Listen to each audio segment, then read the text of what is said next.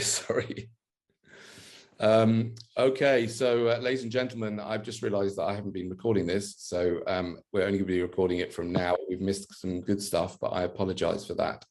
And we are at the moment, just for those people who are going to be joining us once I put this live, we're going through people's responses to why their parents had them. Maybe we'll go back to some of the people that have already shared just to briefly, so this can be on the video. It's a shame we missed my son's remarks, because I thought it was very funny, but there you go. Maybe he'll come back. I don't know. I think he's gone away. I also just wanted to briefly respond to Sam. Sam, would you do me a favor? Would you just go back again, just because I forgot I wasn't recording it? Would you just go back and briefly restate what you said? So basically, my parents had me by, pure accident. There was no planning whatsoever, and just a mistake. But I think about this topic quite a lot, whether to have children or not, and I think about it very deeply. I spend a lot of time thinking about it, and I get stuck on this point to whether consciousness itself chooses to come into existence at that point of time. And I recognize, the suffering that exists in our reality, but is that purely there for consciousness to experience? Is that what it does? Is that what it wants to do? And then, I just half wonder, if that is what it wants to do, then is it really so wrong to kind of aid in the creation of life? I mean, my initial response to that is, why would, I mean, how you say consciousness wants to exist, to come into existence, but like, how much does the consciousness know about what kind of existence it's coming into? Does it choose its parents? And if it does choose its parents, why would the people choose abusive parents or terrible parents or evil, horrible parents who sex traffic them? Why would they choose parents? Why would they choose parents who are sick and ill and pass on terrible diseases to their children? Why would they choose parents who are psychopaths? Why would they do that? Because that's what it chooses to do. That is literally that state of where they choose to exist in. Like, it's all the whole thing is it kind of all stems on what your perception of life is and what consciousness is. Like, do you see the existence of duality in our existence? Can you comment? I mean, can we come back down to earth and talk about what we can actually see and empirically, measure instead of like suffering, fear, happiness, love. Like, we can't see these. We can't. Like, are these not life, death, left and right, hot and cold? Well, sun and moon. I just Duality wanted to ask you undeniable. I just wanted to ask you a question, because I was slightly confused when you were saying that consciousness chooses to come into existence. How can something that doesn't exist make a choice? That's deeply philosophical. I mean, if you're going to start to talk about, like Danny said, why would you choose rapists? Why would you choose, child beaters as your parents? No, everybody would be choosing, I don't know, professors of mathematics at MIT. If you had I probably wouldn't. I wouldn't be choosing a rapist or anything, but I get you, and I do get you. But like, is that it? So if this experience that we're having now is infinite, right? And consciousness recycles it. It comes round and round and round and round. It does the same dance. It does this whole dance of expression on this physical plane here as a human. Would it not just naturally have to do the whole scale, all of the darkness, all of the horrible side of it, and then all of the opposite, all of the love, all of the happiness? Would it not just, is that not just how it would need to go and how it chooses and wants to go? See, that's where I have a problem with not natalism and antinatalism. Is the recycling of consciousness, I'll come back in a second, third, fourth, infinite number of lifetimes. I just can't deal with that and talk about antinatalism at the same time. I mean, you're making up. Sorry, this gentleman here, Sam. You're talking about things like through an anthropocentric lens. You're talking about existence as if it's meaningful in terms of being human, and you're basing existence on solely the human experience. And I don't know why you're doing that. I don't know why you think we're the center of the universe. Why are we the measure of the universe? Well, let me jump in real quick. So first of all, there's absolutely no evidence that consciousness gets recycled. But I will say that in addition to the creation of unconditional love, this very idea is another reason why my parents brought me into existence, because my parents, well, my mother at least, was Armenian. And this is actually a belief of Armenian Orthodoxy, is that children choose their parents. And so I am a victim of exactly the strange belief that you're espousing right now. So didn't stop me from turning into an antinatalist later on. No, of course. I'm not saying it would. I'm not saying it would or it wouldn't. Like, no. I don't see not having children as an issue. Like me, like I'm 30 and I've spent like the last 2 years like purposely not, like, no, more than two, like the last 30 years consciously trying not to have a child. The last couple of years, whenever I'm intimate with someone, I consciously do not even, like, I don't even let any seed go or whatever. Like, I'm that far into not procreating at this very point in time that I don't even ejaculate. Like good on you. I just want to tell you that your future children are very, very happy that you've left them where they are. They're fine where they are. So well done for that. Yeah, Just be that's careful. exactly why I haven't done it. No, I think Sam Jones would have been the best father on earth. Yeah, he would have. But he might have got hit by a bus the day his child was born. There's no guarantees. He might. Number two, hold on a second. If he would be a good father, right, which is impossible for him to know until he is a father, right? If he would be a good father, he can adopt, he can foster. Yeah, I thought about all of those things, man. But like, I don't at this point in time, man. I don't even want to pet me. I can't insert dominance over anything right now. Okay, good. Well, great. Then that's it. You know, okay. I'm going to move to Marco because he's had his hand up for a long time. Marco. Hey guys. Do you want to introduce yourself? Do you want to introduce yourself briefly and then tell us? Yeah. Okay. I'm from Serbia. I'm an antinatalist, and my wife is an antinatalist as well. I think she's here in the meeting as well. So I wanted to respond quickly to what Sam said. To me, it seemed like a weird thing to state some unfalsifiable proposition and hold it as a hypothesis and present it as something that could be the case. Because I would say that's irrational by definition. Because if you cannot present the argument for the proposition that you're presenting, then why would anybody take it seriously to begin with? Like, why would I even presuppose such a thing, such a wild scenario that we had? I don't know, as far as I understood, he was alluding to some pre-existence before this existence that chose specific circumstances for our existence that we are experiencing here. So I think that's all wildly irrational. Like, I didn't see any. Yeah, I am alluding to some form of divinity, essentially. Yeah, some sort of higher kind of intelligence. So yeah, I understand how you could just completely dismiss that. Yeah. Well, I would go further than dismissing that. Personally, if there is some kind of creator, I personally think I can only see evidence for that creator being evil and really, awful. I mean, why create beings that can feel pain and suffer? It's just because that's the true reference point to feel, to see the truth. Like, everything stems from the truth, right? And the truth is that people are suffering terribly for your little whimsical joys. I mean, your little smiles. I mean, there's little kids out there being raped and murdered for your little whoopsie doo. It's a great fucking day. I mean, there's nothing on this earth worth the suffering of, extreme suffering of little children, in my view.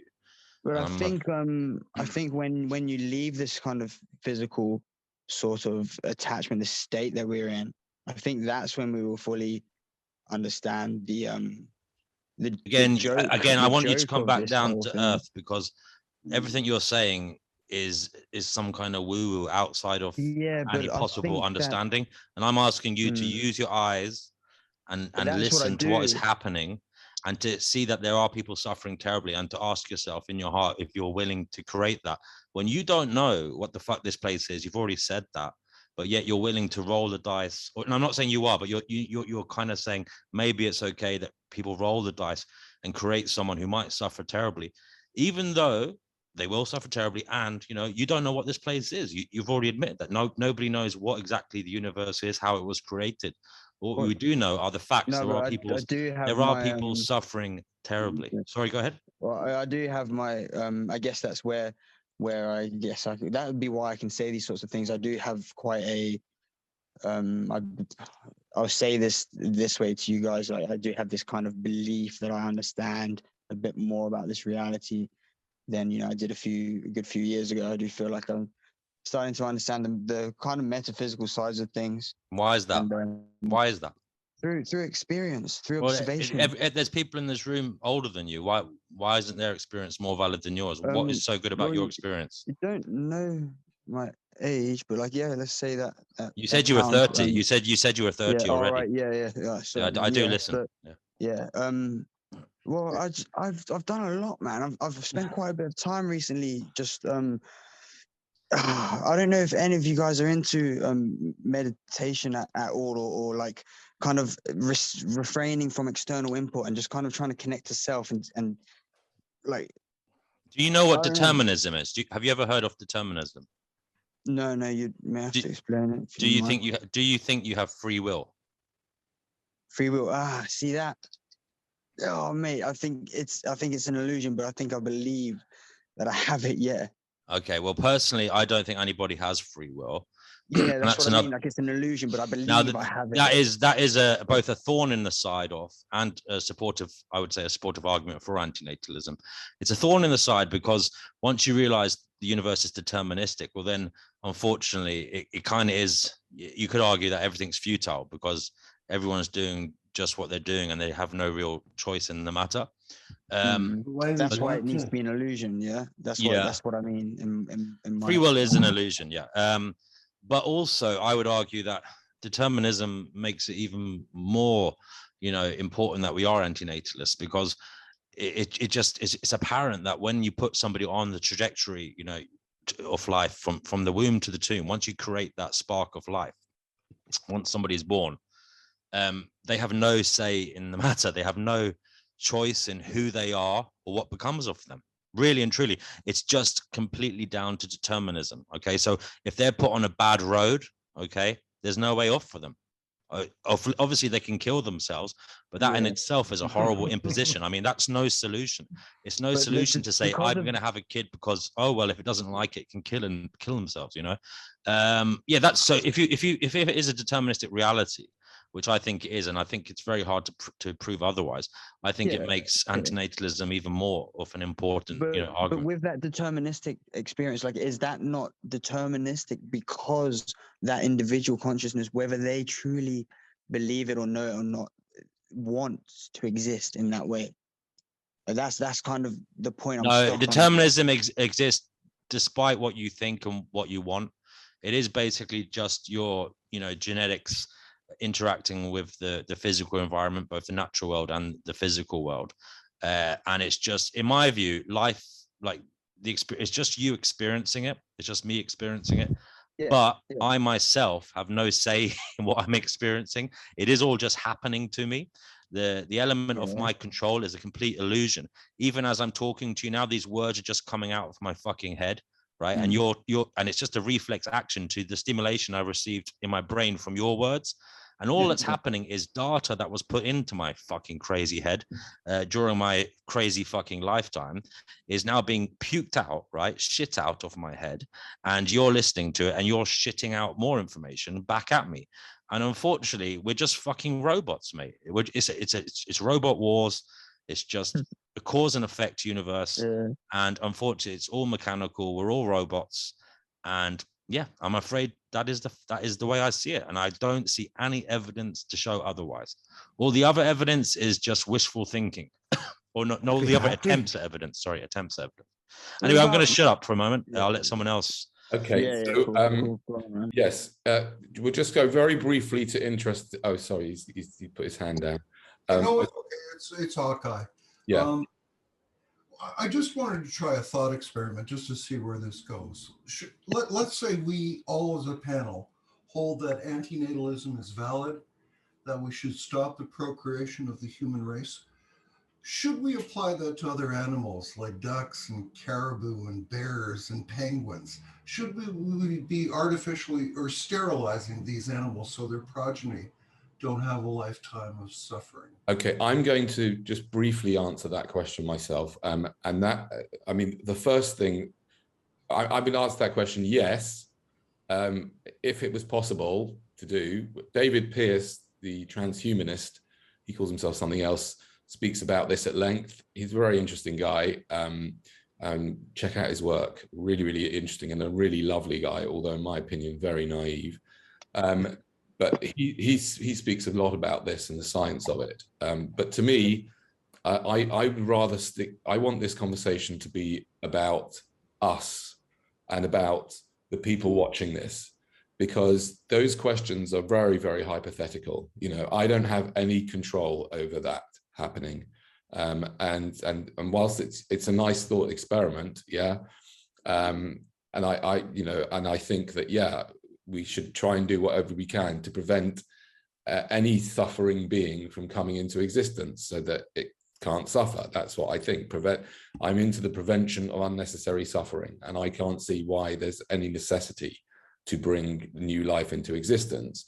And that's why I'm doing this call. So I'd like to just steer it towards, what we do have possible control over, even though even if you believe in determinism. So I'd like to stick with that. So I'd like to invite anybody else here who hasn't told us yet, why did your parents have you? My parents. Yeah.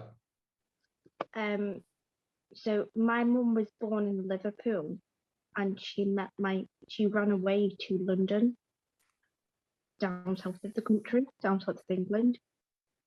She met my father, who was from Nigeria, and she moved to Nigeria with him and had me prematurely, in which case scenario she had to carry a bucket and her own cloth and things to the nearest village.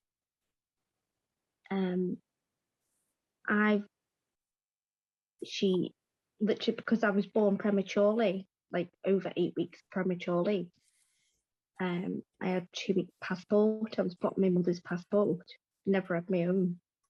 I did get my own when I came to England and came to the UK. But since I've had trouble getting it renewed because she's passed now. So I can't show her birth certificate or anything, So I'm basically an illegal immigrant, even though they know I've paid my taxes all my life. I've worked for the government. I worked for the DWP. My God. Crazy. That lasted 2 weeks, by the way. Can I just ask you, I wanted to probe you a little more. Yeah. Okay, so your mother went to London, she met a Nigerian, she went to Nigeria, but why did she have you?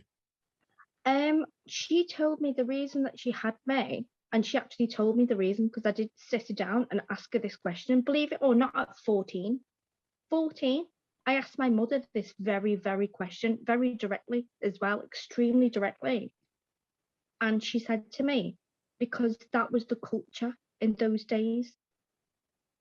And that's what she said. She said, first of all, I had your brother, who's 2 years older than me. And that was the culture. You had a boy. And do you know when they had me and I was premature and she had to walk for 3.5 miles in premature labour with a bucket on her head and bloody clots inside the bucket?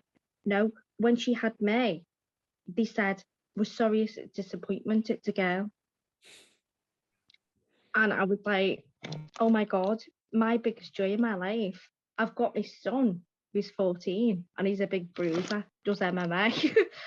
He's 6.5 foot, but I've got my little daughter who's a tiny little thing like me. And she's like, I think it's because they're younger, isn't it? You know, they're so much more innocent, aren't they? Before they get on bloody Xbox.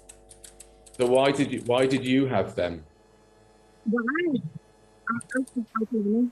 And I never wanted to say this out loud, especially online.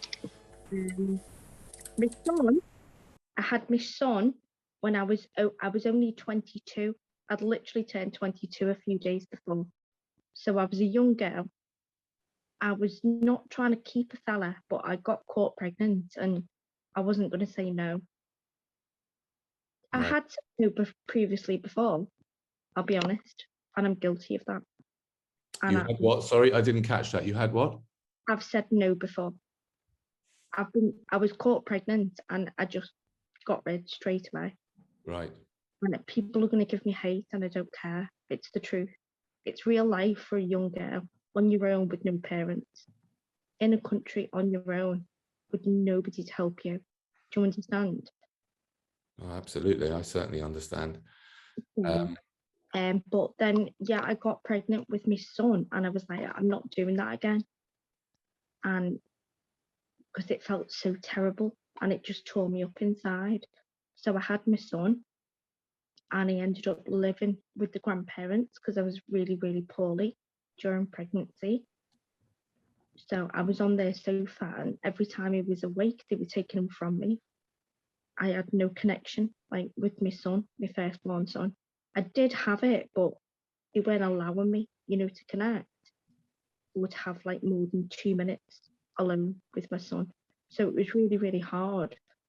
So I said, right, we need to move out. We got our own house. Everything was all good. And then he came back one day and beat the shit out of me. And I mean, really off his head on drugs and just beat the shit out of me. So I've not had the best of times. So I had to move into a women's shelter for my own son's safety because he literally picked up, it was a £250, £225 pine coffee table, hand carpentered, and he literally picked it up and smashed it over my back. So sorry. That's brutal, darling. I'm sorry to hear that. You know. You know what? Life is life, and you know now it's like nearly 20 years later, and we are friends. We're good, but he still turns up really drunk of a weekend and starts taking the piss. I mean, he refuses to leave. He literally refuses to leave and says, I'm going through cancer treatment at the moment and I'm very weak and I've lost a lot of weight. And he says to me, I'm like, I've got to go up to the bathroom. Can you help me up the stairs? And he said to me, I'll kick you up those stairs with my big toe, you big fat ass. And I know I've lost that much weight that I look ill because people are commenting on it. the thing is, darling, I was going to say I didn't think you looked old enough to have this son who he said was that age. You don't actually look that old enough, so you know. And you don't have. It's obviously you just told me you have cancer. I'm shocked, but you know, I'm sorry. I've not even told anybody online because I didn't want to say exactly what it was because I wasn't sure. You know, they do tests and they do more tests and they do more tests, and you know exactly what they're thinking about. And I knew exactly what it was, and I knew it's sort of my fault because of my previous life or the way I lived it. I think I drank too much, smoked too much. You know, I don't live that way anymore. Now I spend my Saturday bloody nights looking at lives. Like, what am I doing? I'm a bore bag. But at the same time, it's too late to realise sometimes, isn't it? Can I ask you, Zara, what made you come to the call tonight? Because I've watched it for so long, to be honest, and I find you uber intelligent. You've got a really good way of forming with your words. And it's hard to find that these days without sounding obnoxious, and you do not come across as obnoxious, which is extremely rare. Oh, yes, he does. I'm only joking. You're obnoxious. If my son was still in the room, he'd be having other thoughts. Okay, thank you. Can I just say something to that lady there as well, please? Something that gave me solace sometimes when people have done bad things or whatever. It's that whole determinism thing I mentioned earlier. When you realize that it's not even their fault, you know, it's not even people's fault for doing the terrible things they've done to you. It kind of takes the and they're not literally targeting you for any kind of, you know, reason other than they're not in control of their lives, really. It kind of takes the blame out of you. I mean, it's hard to explain it, but basically it's nothing personal. It's just this fucking shitty universe and world we're in. It's nothing personal about you. That's the way I see it anyways. I just wanted to say that. I completely get it. Honestly, I do. But I really appreciate the vocalization that you have on this channel, and that you expel yourself in such, you know, a gratitude way. And you might not see it as that, but it is. It is, because you put other people so down by making them seem so small. Does that make sense? And I know you're not doing it in an intentional manner, but you make them realize how silly they sound. Can someone grab Danny's leg because his head's getting big and he's floating away? Actually, I think, Zara, that Danny's greatest attribute is his sense of humor. He uses humor to make his points. No, but we've got the British sense of humor, so I am very sarcastic. So when I say, my ex, happy Father's Day, you've been the best dad in the world and all that, he knows that's satirical. Whereas Americans, I've got so many American friends, by the way, and I don't get it. brilliant. Is this International Antinatalist Day or International Danny Day? I don't know. But Yeah, I was about to say that. Danny, how much did you pay these people to come on here? Oh, I've known Zara for years. Thanks, Zara, by the way. The money's in the post. Thanks, Zara. Okay. I settled. Thank you for sharing. Sorry, Nick has had his hand up for a long time. What's that? Okay, I'm going to. I want you to come back on because I forgot to record it. Sorry, that was just my son. I wanted him to come back on because I didn't record it. Can we just, sorry, yes, Zara, go on. My son has just come in the room. Oh, okay. Mum, can he have a pizza?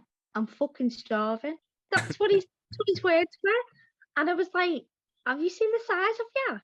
And you've seen the size of me? And you says, I know I'm not fat shaming him, but I am a bit. But it was like, lad, you order a pizza for all three of us and you eat all three. Like, what are you doing?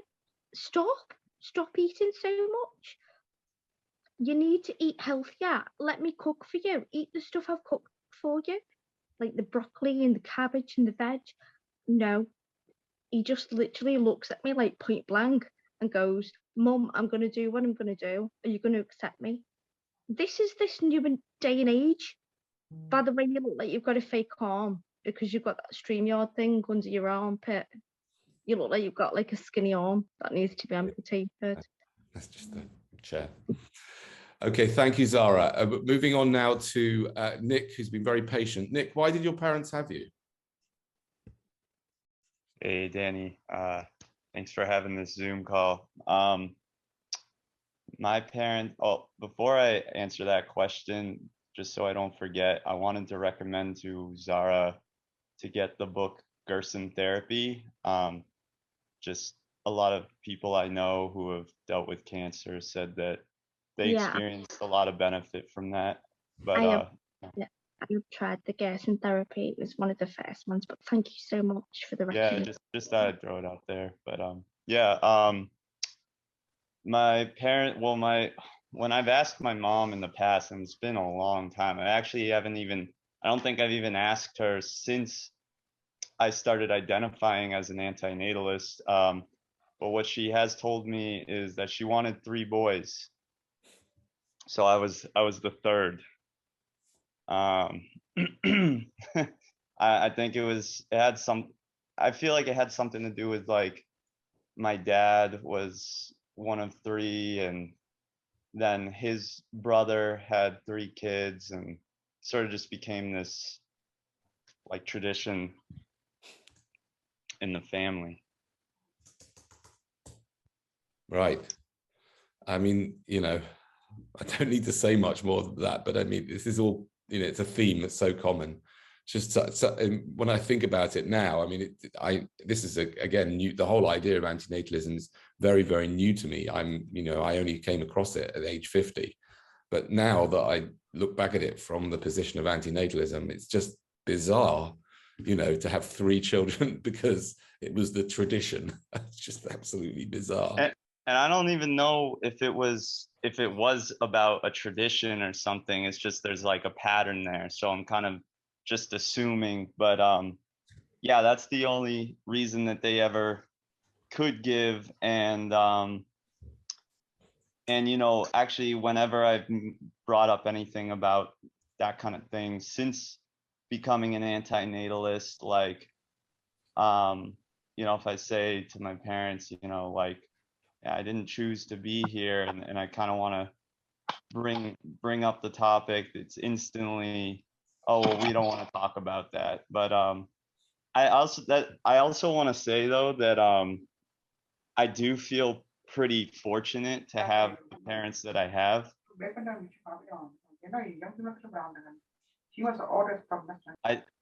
I think that it's you know, a lot of people, I mean, obviously because it's such a gamble, you just, you know, you never know what's gonna happen. And I got really lucky, you know.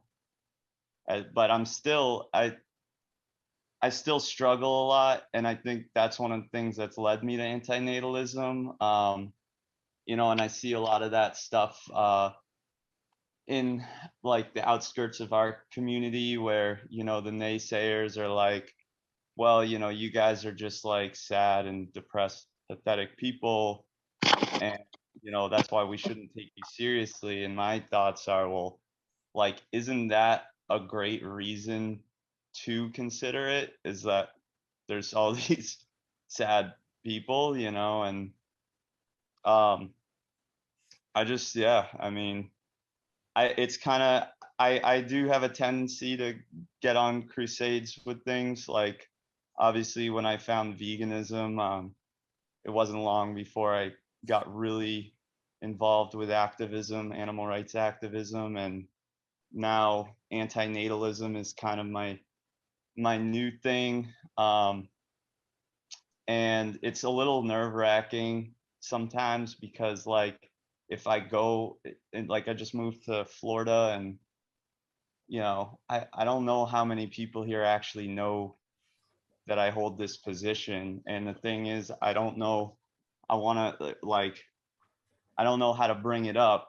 And I'm getting invited to baby showers and stuff, and I'm like, should I go to those? And a part of me is like, yeah, like, why not? Because I'm not anti, like, I am against people having children, but I don't, now that they're here, I want them to feel loved, you know. So I don't really know what the right thing is, but anyway, thanks for taking my call. Thank you, Nick. Thank you so much for sharing. Sean. Hi, how's it going? Good, welcome. Why did your parents have you? Do you want to tell us a little bit about yourself and why your parents had you?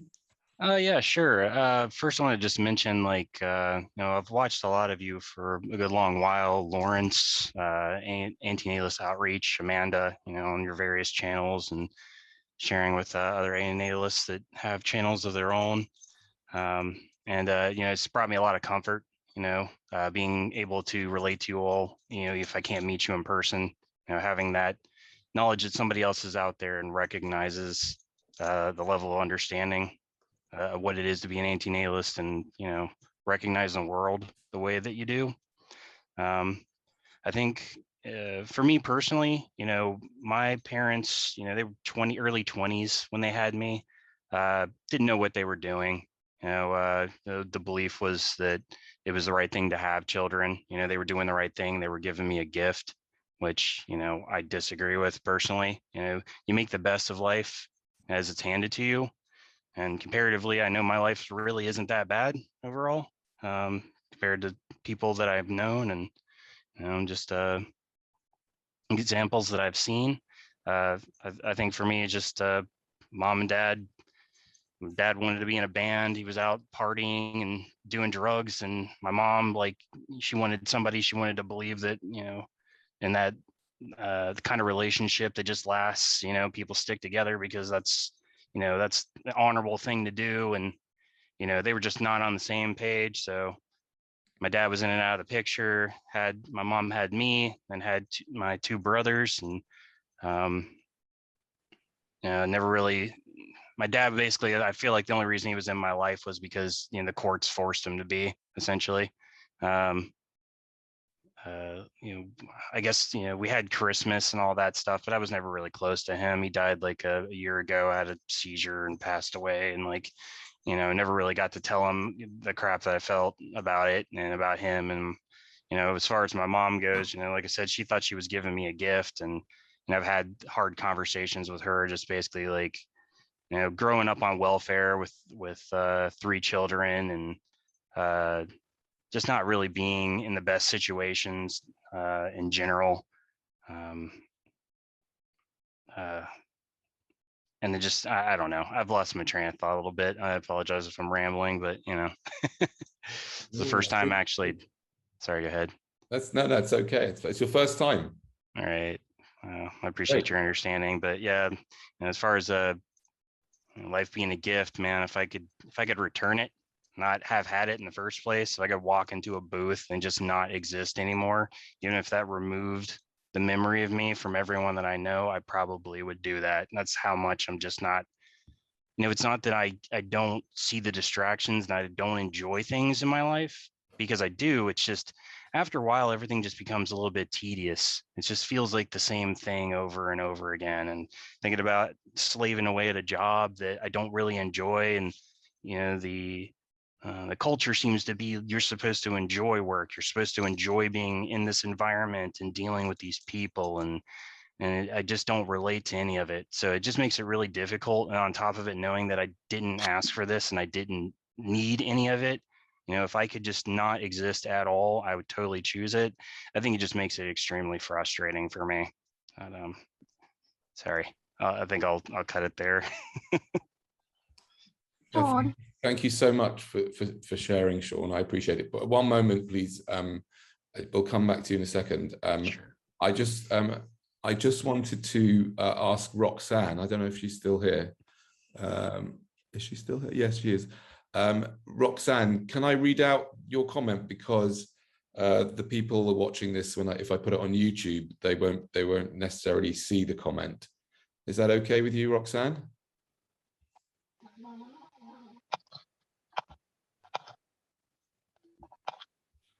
I'm just gonna read it out anyway. It's fine if I don't hear from her. Okay, Roxanne said, just to read out the comment she wrote in the chat. I asked my mother why she had me, and she said she had always wanted to be a mother to 3 children. That was the only reason. My parents split when I was 5, and I suffered familial sexual abuse between 6 to 9 years. I've struggled and suffered throughout my entire life as a consequence. I did not tell anyone, not even my own mother, until I was 26 years old, what happened. I'm now 30, and I'm still not over or fully moved on from what I went through. I've never felt supported or loved by my parents, even after telling them. I cannot imagine even the possibility of causing such suffering to another human being. Thank you for sharing that, Roxanne. That's absolutely brutal. And this is the other thing. Even siblings can be shit to each other, really shit to each other. I mean, not only are you bringing a child into a world where, the people out in the big bad world can be shit to them, but, there's no guarantee that the siblings won't fuck up the life of the individual either. I mean, I've seen so many examples of that. Too numerous to count, I'm afraid. Yeah, thank you. And Bart B has said, in response to Roxanne, it's putting everything into perspective. Loads of people have been on the dark side. Yes, the world is very dark. Just go on with it. It's cliche. Live just live day by day. Enjoy what the world has to offer. Okay, so does anybody else want to tell us why their parents, introduce yourself and tell us why your parents had you? I'm going to move on to the exciting competition very shortly. If anyone wants to try and win the £1,000 prize. I did say there's a runner-up prize actually on the description, and the runner-up prize is some condoms. So if you can't think of a good reason to procreate, I'll send you some condoms. So we had someone put their hand up, but I think they've just put it down. I can't see. Old boy, okay, yes. Hello, can everyone hear me? Oh, sorry, Jessica also. Do you mind, old boy, we'll come back to you after Jessica. Is that okay? Oh, good, good. Great. Jessica, yes. Yeah, can you guys hear me? Yes. Okay, great. So my name is Jessica. I have recently come to the concept of antinatalism, and I think that I can relate to it a lot. I never met my real mother. I grew up mostly in homes as a foster child, and when I was old enough, I was able to do some digging and research about who she was. She was actually a lesbian, and I learned that I was conceived of rape along with my twin brother, and she had committed suicide around the time that I was 14. I had a lot of struggles growing up, a lot of loneliness, and a lot of self-esteem issues. And I always felt a little out of place in the world. So naturally, I mean, one could say that I'm probably more pessimistic, which makes sense. But this whole narrative of pushing, pregnancy, and a lot of the friends I've made got pregnant in high school, and it just didn't make sense to me. And as a woman, I've always thought that I have more purpose than my capacity of childbirth and fertility. And it's actually something that really aggravates me. So for me, I don't know. I honestly wish that my mom, I don't want to say, I mean, if she didn't have me, I think I'd prefer that. And I wish she could have had a good life. And I never even met the woman, but I'm so sad for her, and I've cried for her, and I've never met her, and I love her, but I wish I could if taking me away gave her a chance to have a better life, I would have given that to her, because I respect the woman that already exists. I don't push this narrative of procreation. I've never thought of it as something to do senselessly to follow a narrative. And it just surprises me how many people are willing to follow that. So yeah.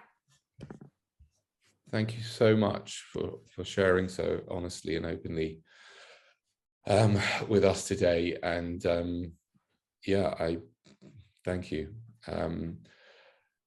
I just wanted to say something that I'm thinking about a lot at the moment, and that is that I personally find the 12-step recovery groups extremely powerful. I find them very difficult as well. Personally, there are no poster boys for the 12-step recovery groups, and I wouldn't be one if there was. Far from it, but I find them very useful. And although they're based around addiction, I think today there are very few, if any, people on the planet who aren't addicted to at least one thing, like phones, for example, or technology. So if you want to weigh in for that, I find them extremely powerful and beautiful, and there's many aspects of them. So I'm just sort of putting that out there to anybody here who is struggling with whatever they're struggling with. And I'm kind of also thinking about working on a more secular style of recovery groups, which there are actually out there, because a lot of the recovery groups are very God orientated, even though the God can be the God of your you make up the God of your own, whatever you want God to be, your higher power God to be, and there are actually secular groups out there which certainly for me suit me better and may well suit the sort of people that I would come on here and would be antinatalists better. But I just wanted to put that out there as someone is interested in getting support. It's free of charge, and it's like you don't have the problem of having a therapist. Not that I'm saying there's anything wrong with therapy, but you don't have the problem of sort of having some therapist up there and you down there and paying and all that sort of stuff. If you want to find out more about that, you can contact me separately, but I just felt like saying that for some reason. So I'd like to move on now to Old Boy. Hello. Yeah. Can you hear me? Yeah. You can. Hey, right. How you doing? Good, thank you. I don't really want to tell you my life story. Do you want just me to tell you why my mum had me? You can tell me, I mean, you can briefly tell us a little bit about your life. You don't have to tell us your whole story. You can tell us what you want. Or my name's Gary. I live in Glasgow. We spoke before during the COVID thing, during your vaccinated versus unvaccinated, well, not versus, but get together. That was great fun. Thanks very much. And I will skip that bit, right? Like the antinatalist thing, I stumbled across through yourself watching your videos. And at first I thought it was just one of your, I thought it was a ploy to kind of get a reaction from people, because it does touch at some very kind of deep issues, like the chat that's coming out of some of the people I've heard speaking previous to me. It's all very personal, dark, quite dark, tragic stuff. And it reflects the real, like, how difficult life is and how shit it is, and I think that's why a lot of people shy away from the subject, and I thought that that's why you were using it as a jabbing point, right? But it got me thinking, and I ran it past my mum. I've asked her these questions before in the past, obviously, but now as a 40-odd-year-old man, I thought I'd ask her, like, why did you have me? And Danny, she fell out with me, man. Our first answer was because I love you. And I was like, but you didn't have me because you love me. It was a cliche answer. And she didn't like being questioned, to the point where she got really offended and fell out with me for a good 2 weeks, maybe 3 weeks. And I'm not an antinatalist.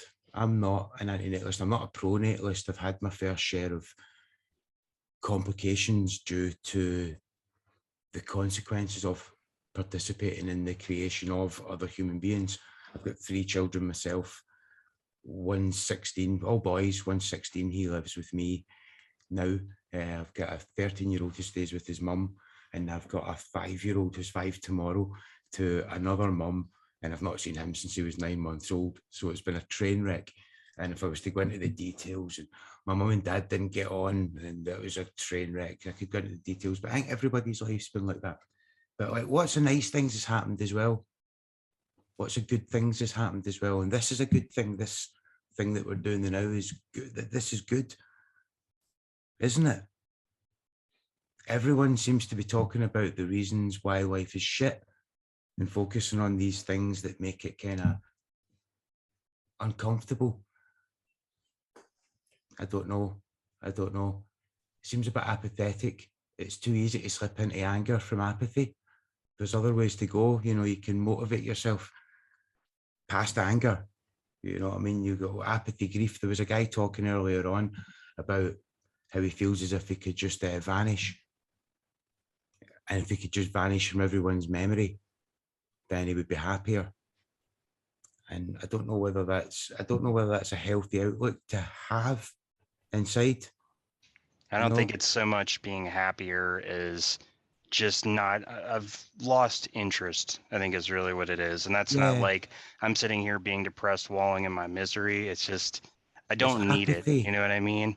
Then that's fine. I mean, if you want to assign apathy to it, I just don't need it. You know what I mean? Like, I would say, you know, my closest friend, he's kind of very similar to you, Sean, and he's, you know, he's a very, very, very bright guy, but he's just not impressed. He's just not impressed anymore. that's more or less what I would call it.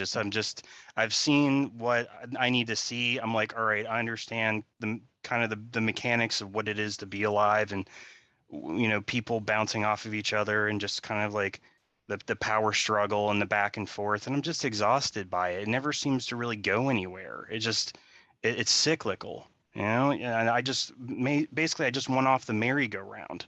You know what I mean? If everybody else wants to continue going with it, that's their decision to make. I'm not trying to force views on anybody else, but if I have the option to get off, I definitely would be getting off. But And I everyone don't want has the to, option to get off.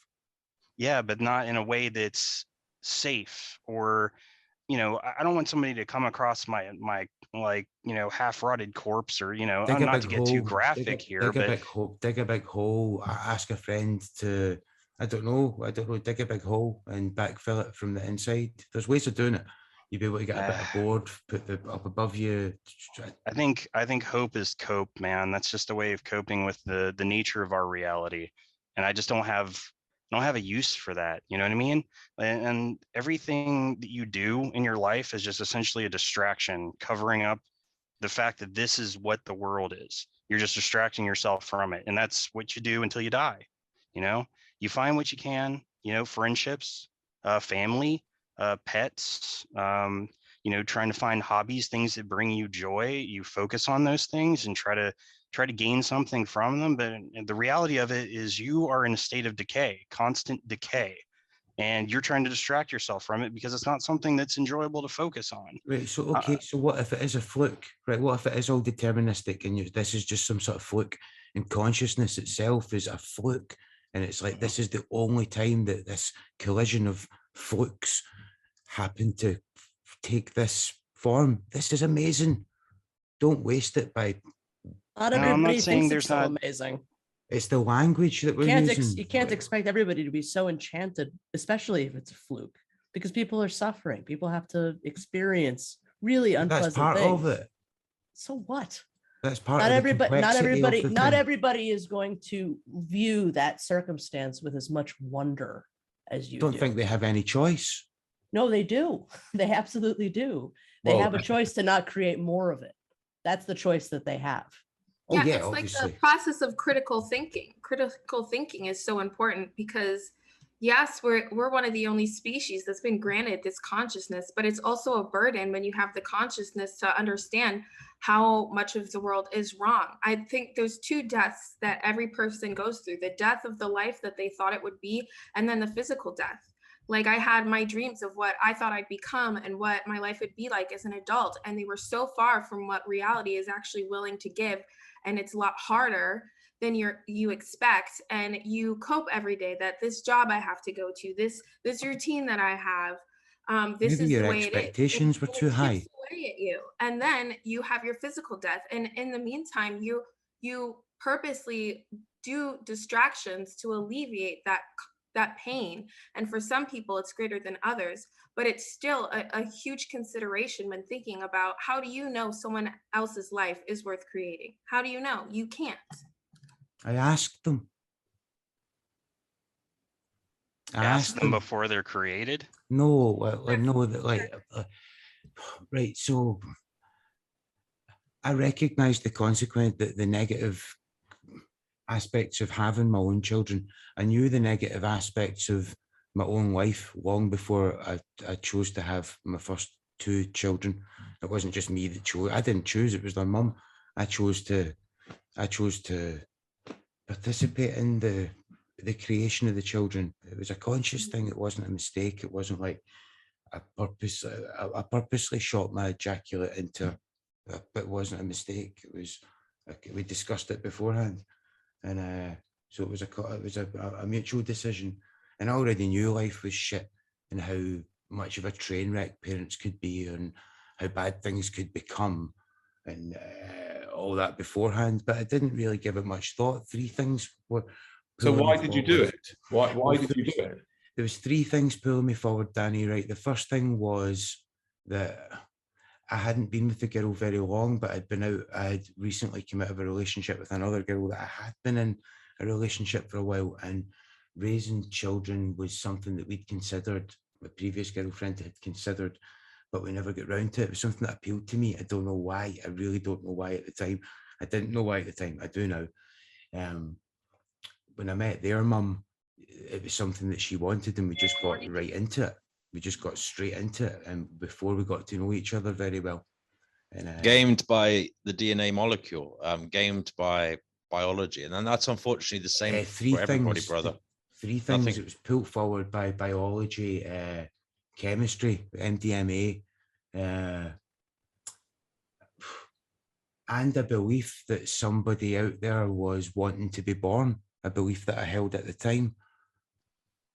Old boy, I want to ask you a question, because, you know, I think it was Sean was saying he was unhappy and he didn't, you know, he would check out, and you were kind of saying, oh, it's easy, you could just do this, you could do that. No, not easy. I didn't mean it to be like, yeah. Can I just say, guys, you can get into trouble for, like, you know, telling people to kill themselves, so just be careful, yeah? No, yeah, I'm not. I wouldn't say go and kill yourself. I'd say if you want to kill yourself, you've got the right to do that. It's your choice.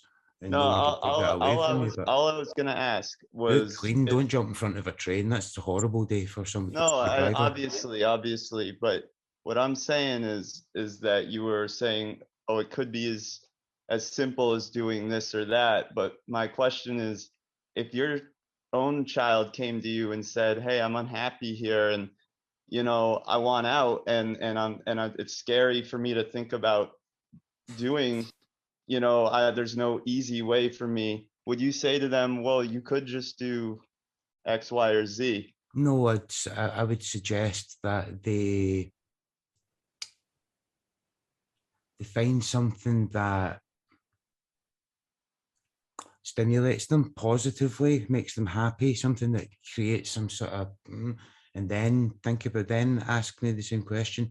If it's something that you want to do when you're really enjoying life, then yeah. But if it's something that you want to do when you're not enjoying life, then maybe you have to consider that it's more about you than it is about life. You know, you have good days, you have bad days. I've felt plenty of times like I could just walk into the sea. Plenty of times. Every day. Let me give you a scenario, maybe. Like, let's say your child comes to you, they're unhappy. You make suggestions. They follow the suggestions that are made to the best of their ability, regardless of what it is. You know, a dozen, 2 dozen options to possibly follow down. At the end of that, they're still like, "This isn't doing it for me. I'm not happy." Okay. Like, what would you make? What would be the suggestion at that point? Well, again, this is a hypothetical. Try not to take it personally. Yeah, it's a hypothetical question, but it's a very complicated question because you're asking me, and I'm a father. I've got a very close relationship with my children, and I know them really well. So if that conversation was happening, then I would have to I'd have to respect that person's individual choice, and I'd have to accept that that's what they wanted to do with their gig. They wanted to end it, and I would have to make a decision at that point whether I wanted to give them advice on how to go about doing that in a clean way. I don't know, man. That's a really difficult question to answer for me. I have no idea, but I like to think that I would be able to respect his individual will, as our man said, we don't have. I like to think I'd be able to respect that. But a difficult choice, but I wouldn't phone the Samaritans. Can I just ask, just to change the subject? I don't know, man. I really don't know. It's scrambled my brain, actually. I don't know. How do you personally feel about this is not related to your children, but this is just in general. How do people feel about death? Because I think it's interesting how a lot of people are afraid of death. I'm not scared of death. Are you afraid of dying? No. The dying process. I'm scared of. Are you afraid of getting cancer, for example? Or man, or I've got an ultrasound on a couple of weeks from now on my tummy because I've got a lump and I'm scared I've got pancreatic cancer. But that's just because somebody's filled my noggin full of. Well, I'm sorry. I hope that you get on all right at that. Okay, it'll be fine, man. It's a fatty cyst because I eat too much bacon rolls. It's all it is. It's just that they put it in my brain, the same as you say. You know, in general, I think that people, I believe people are afraid of dying, the dying process. And it's interesting that we are afraid of dying, and yet we, very freely, think it's okay to impose dying on somebody else. And that's one of the reasons I think it's good to be an antinatalist, because I haven't met many people who go, oh yeah, I want to get fucking brain cancer, or I want to get Alzheimer's, I can't wait, or I want my stomach to explode when I'm in bed and like to die in excruciating agony as my contents of it leak out into my fucking innards. I mean, there's so many horrible ways to fucking die that nobody wants to experience, right? But yet they're willing to roll the dice and fucking put someone else in that position. So many amazing things in life. There's so many beautiful things to live for. Yeah, but you might not get those beautiful things, brother. Can I just say, you're guaranteed. Everybody can take magic mushrooms. You're guaranteed. Everybody can have Everyone an is guaranteed to suffer. Everyone is guaranteed to suffer and die. Everyone is guaranteed to suffer and die, but not everyone is guaranteed to get adequate joy. That's the facts of the matter. Only because they don't know where to get it, and because it's legislated. But not everybody has the intellectual ability to like think about things, even as you do. I mean, it's just you're thinking about things through your lens. You're quite a smart man, but there's no guarantee that the other person will be smart enough, look well, or have the same abilities as you. Man, I was a 13-year-old boy in a scheme, and somebody gave me a crisp pack full of magic mushrooms, and I ate them. That woke me up, and I went, life is worth living. That's like, life is worth living. House might be a train wreck. Dad might be an alcoholic. I wanted to say something too. Okay. Pass me the mushrooms, Danny. I'm having kids and I'm going to teach them. Pass me the fucking mushrooms. Bring me a lorry load of mushrooms. I will willingly admit that I've done a lot of psychedelics in my time, and I can understand why that might make you feel like that woke you up. But quite honestly, that stuff fades, man. It's not. It's not any kind of absolute solution.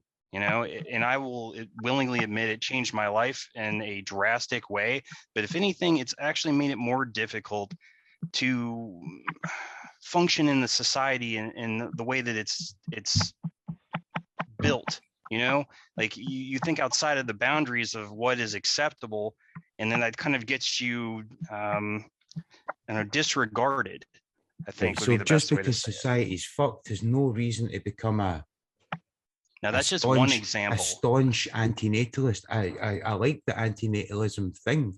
I think it's quite. A lot of people need to stop having kids. Stupid people shouldn't breed. And I know that because I've been a stupid person. The stupid ones, though. Eugenicist, you. We've got eugenicists here. Eugenicist. We've got a Nazi from Glasgow here. With a Jewish symbol on his T-shirt. This is getting really weird. No, it's not. I think it's a vaccination symbol on his T-shirt, isn't it? Oh, sorry. Yeah. Okay. I gotta say, I agree with Sean. Like, and the psychedelics, they did that same thing to me, where they kind of woke me up, and then it made it a lot more difficult, and it like helped me a lot, I would say, in regards to like being more empathetic and my personality, but at the same time it also kind of made me a lot more depressed, and I was already kind of depressed. So like I recently had a couple ayahuasca experiences, it was last year, but that were like painful, like really painful, that showed me that they were traumatizing, So it's like, I don't think psychs are necessarily going to send you always in a direction that makes you like fulfilled and happy, you know? No, And then not at all. another thing, one more thing I want to add is that being like, one of the things that I experience often is I have this like, I'm terrified of dying, of the prospect of dying, but I also really dislike being here sometimes.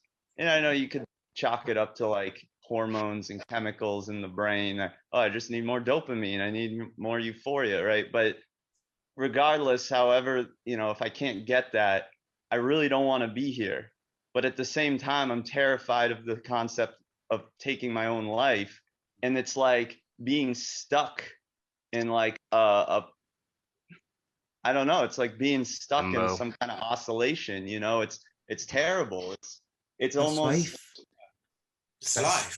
That's life. That's how it feels. It's like that being stuck in the center, in the middle of those two poles, that oscillation.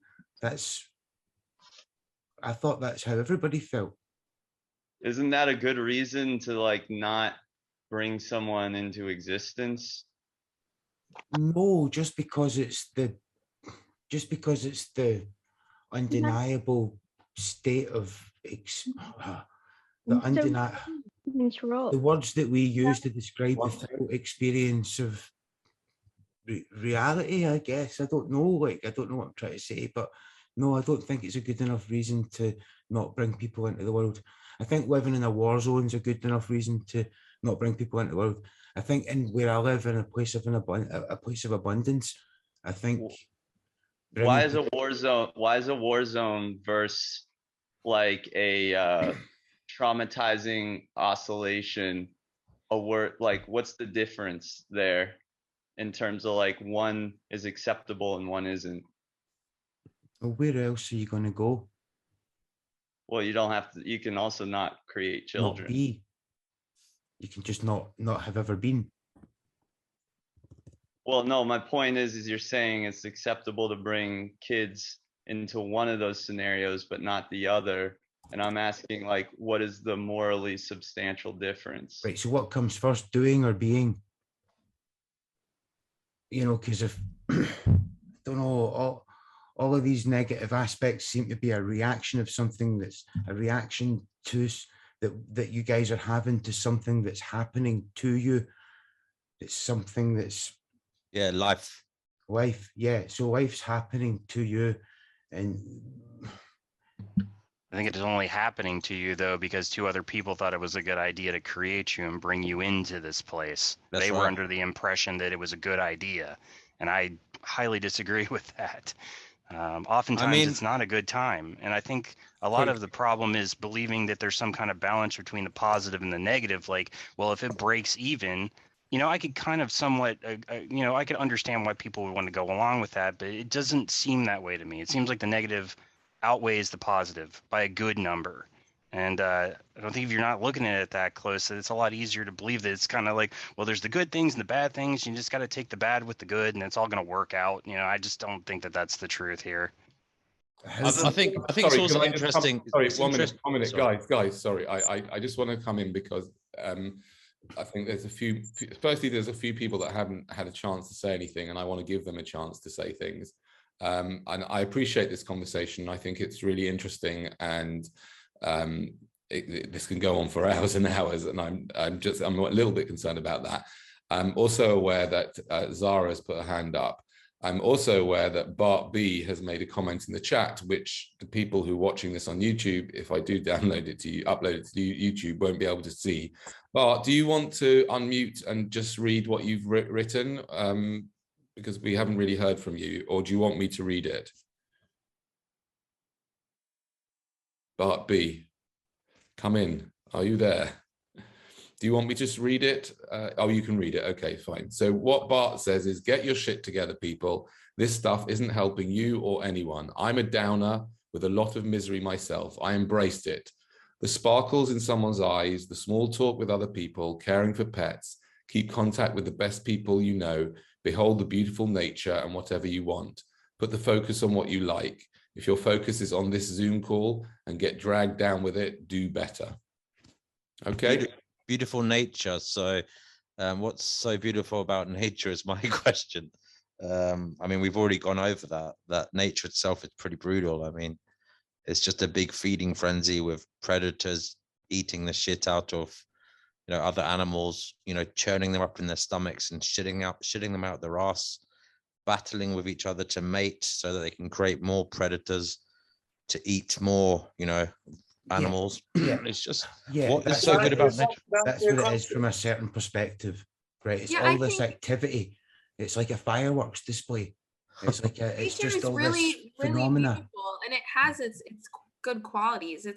It's really difficult to understand. There's so much we don't know about it, and the way that the world works is quite incredible. But I think in an overpopulated existence with consciousness, there's a certain type of burden that exists that needs to be acknowledged. But I wouldn't say that nature in general sucks, because the only time I get a peace of mind is when I can sit in a field of grass and touch it and listen to birds and realize, but you know, there's no kind of crazy, you know. There's no wildebeest been having its arse torn out by lions nearby, you know. I mean, I'm sure That's if you true. yeah. Why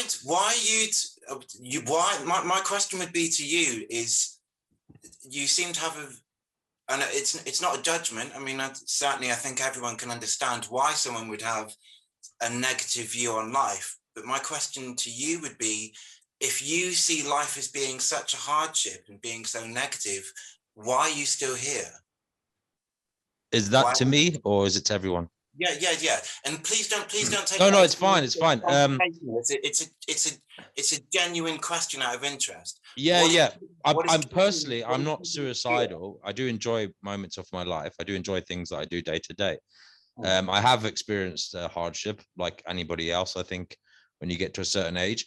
But also, I mean, the truth is, if everyone just killed themselves, you're kind of No, my question is about you. My question is if personally, if I did kill myself, there would be nobody, I wouldn't be able to argue a point and to try and, you know, help people to see the errors in life and to try and, you know, argue for antinatalism. I mean, that is a good reason to argue for the vulnerable people that are brought into this world who can't argue, who can't speak up for themselves, you know, who commit suicide. I mean, there are people who kill themselves every 40 seconds in this world. Someone kills themselves. I've known people who've, you know, cut their wrists and, you know, hung themselves, jumped in front of trains. And so basically, I like to speak up for those kinds of people who go unheard, who have had a raw deal in life, who wish they were never born. And there's plenty of them. I mean, there's literally 150,000 people on the Reddit antinatalism sub who most of them would say they wish they were never born. I mean, that's a hell of a lot of people. Now, my question to you is, in terms of numbers, if you knew there was a 99% chance that your child would kill themselves, would you still have them? If there was a 99% chance? Depends. Can I say something? No, can I just get the answer, please? Sorry. Yes, sure. If you knew there was a 99% chance that your child would get bullied to suicide by the age of 16, would you still have them? Okay, without kind of disclosing, as someone who's battled with not for a long time, but certainly in my youth, as someone who's battled with suicidal depression in my past, my question would be, yes, I would. If you knew that your child was going to get bullied to suicide, you'd still have them?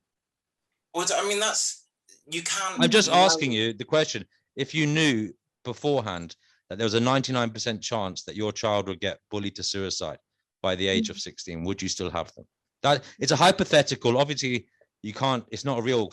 You can't prove that, but it's a hypothetical question. Would you have that child?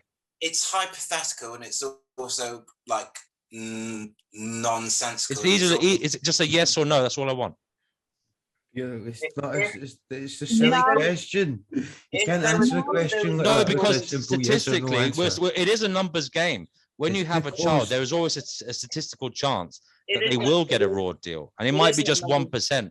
But all I'm saying to you, where is your number? Where does it lie? Where is it acceptable? Where is it acceptable because it's only 1%? Or is it if it was 99%, you wouldn't take the risk? Or are you taking the risk because it's only 1%? I mean, why are you like willing to take a risk with someone else's life, knowing there is a risk? That's what I'm asking. At what level of risk would you say enough is enough? I'm not taking the gamble.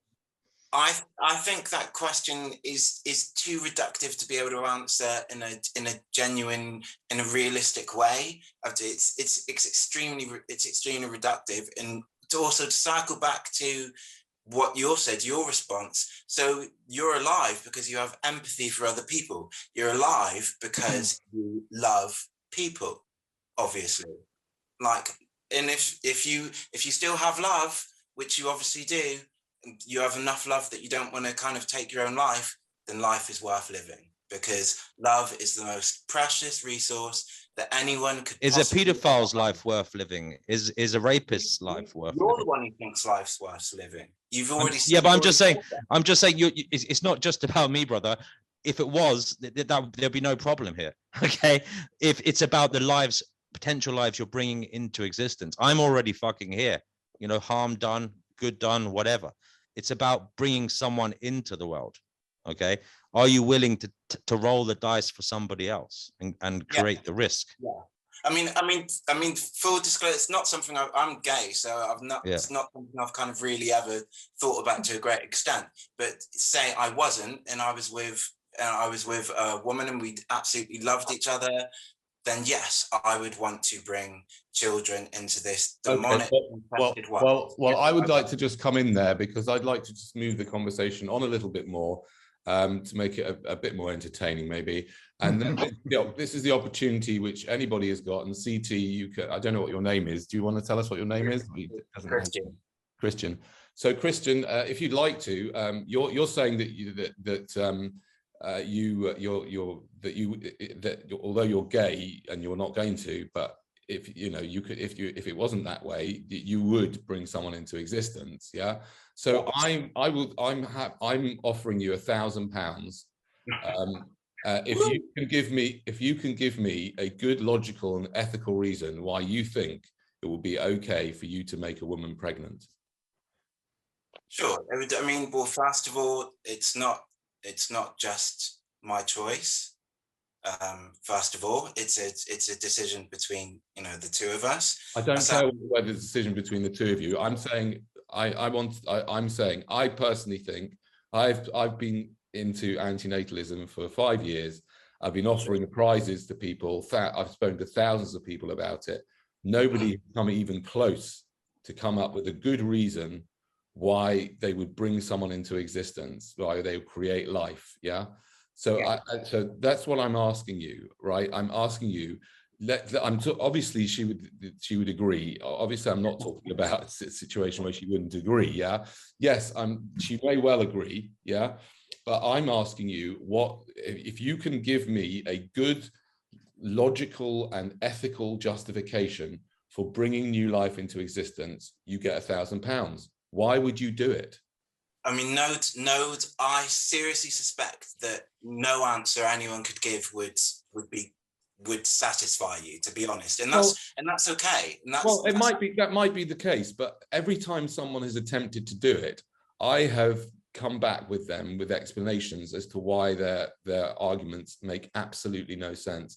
And nobody now, it might be that that I'm very aware, very, very acutely aware of confirmation bias. And I don't deny that. But there are a lot of people on this call who are into antinatalist ideas, yes, and we can all have a go at debunking any suggestions that people come up with. And I'm also, one second, I'll be as open as I possibly can, and I will let you come back at me. But I would like you to tell me why on earth you would want to bring new life into existence and take such a risk with somebody else's life. Why would you do that? Okay. Why do you think it would be okay? Okay, so I mean, I could go way. Okay, I'll just speak my mind. Why not? Why not? I mean, first of all, I'm not saying that it would be a decision taken lightly, considering this demonic world that we are living in. And I completely, hand on heart, acknowledge we are living in a demonic, satanic world, which is incredibly traumatic. Hands up, absolutely. No one surely with any modicum We agree of on doubt something. Yeah. can argue with that. It is, we are literally living in a hell realm. That's how it is.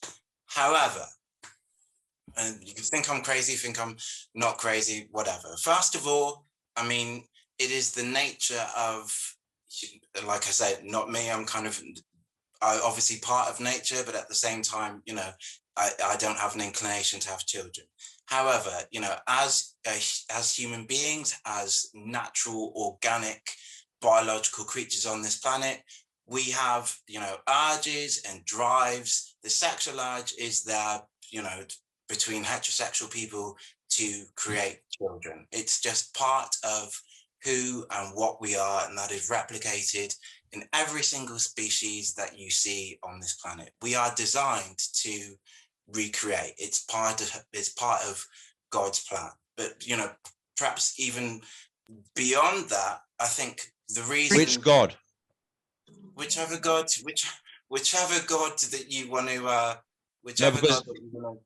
I mean, I don't want to get into this whole debate on God, but like, you've made a big claim there that it's part of God's plan. So I just want to ask you, is it the homophobic God or the God that likes slavery? Which God is it? Like, what God do you ascribe to at the moment yourself?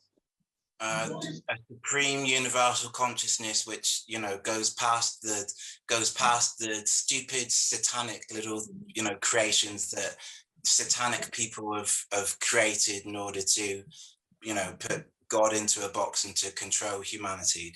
God isn't homophobic. God isn't from the Bible or the Quran or whatever. Those are satanic creations to mind control people.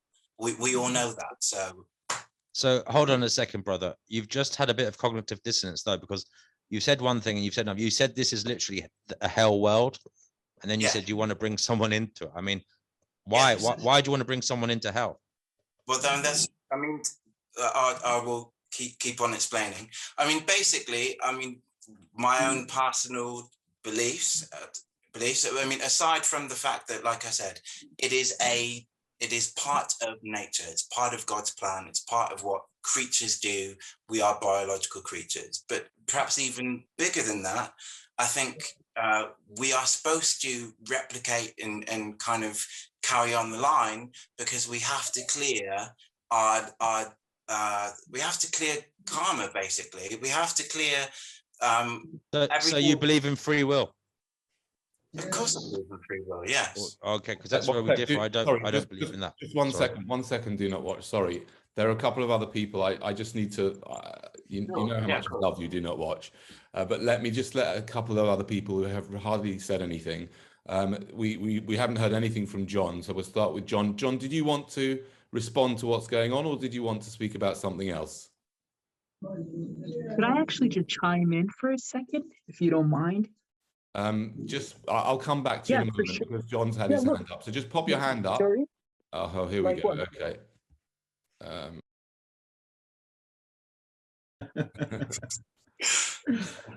I'm scarred. Well, good job that I didn't go live on YouTube, because that would have been the end of that. Okay. I actually missed it. What happened? He just started playing with himself on camera. That could be your kid if you have one day. I'm just never correct. Maybe it's my kid right now. Did you not recognize him then? I don't know, bro. Okay, John. Sorry, John. I'll just John, then Lawrence, and then whoever just came in. I can't remember who that was, but pop your hand up. Okay, Lawrence. Yeah, well, not everyone on the call knows me, obviously, but the ones that do will know, obviously, I am antinatalist. Like, I'm a big proponent of antinatalism. I've not heard any argument that's convinced me that I should procreate, but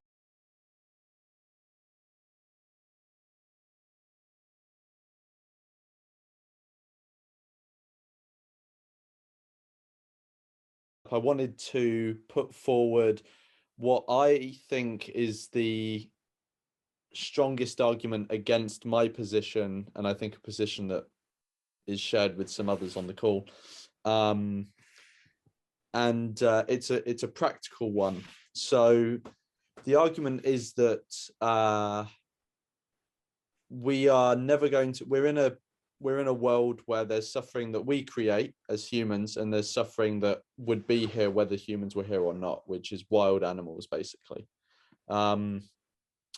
And very likely we're never going to get to a point where we can, eradicate that solution or eradicate that problem if that's what we want to do, and to sort of, put the animals out of their misery. Yeah, the argument goes that given that we're not going to be able to solve this problem, we're going to have to at least procreate to some extent, keeping a small population to try and mitigate it as much as we can on an ongoing basis.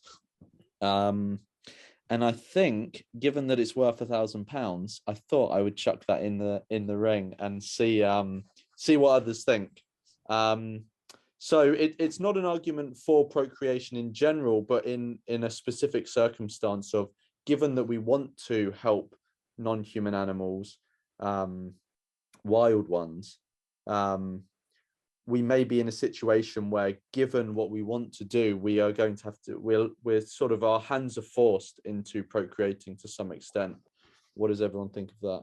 Okay, I'm going to have to come back. Sorry, I'm have to come back to you Lawrence, because I really only wanted you. I thought you were responding directly to. Oh right, no, it's all good. Yeah. Okay. Well, I'll come back to your point in a moment, but I'd like who was it that was speaking before? Is he gone? CT here, Christian. CT, yeah. Is CT here? Yep. Oh yeah. Do you want to? Oh yeah. Hi. Sorry. Do you want to just want to continue?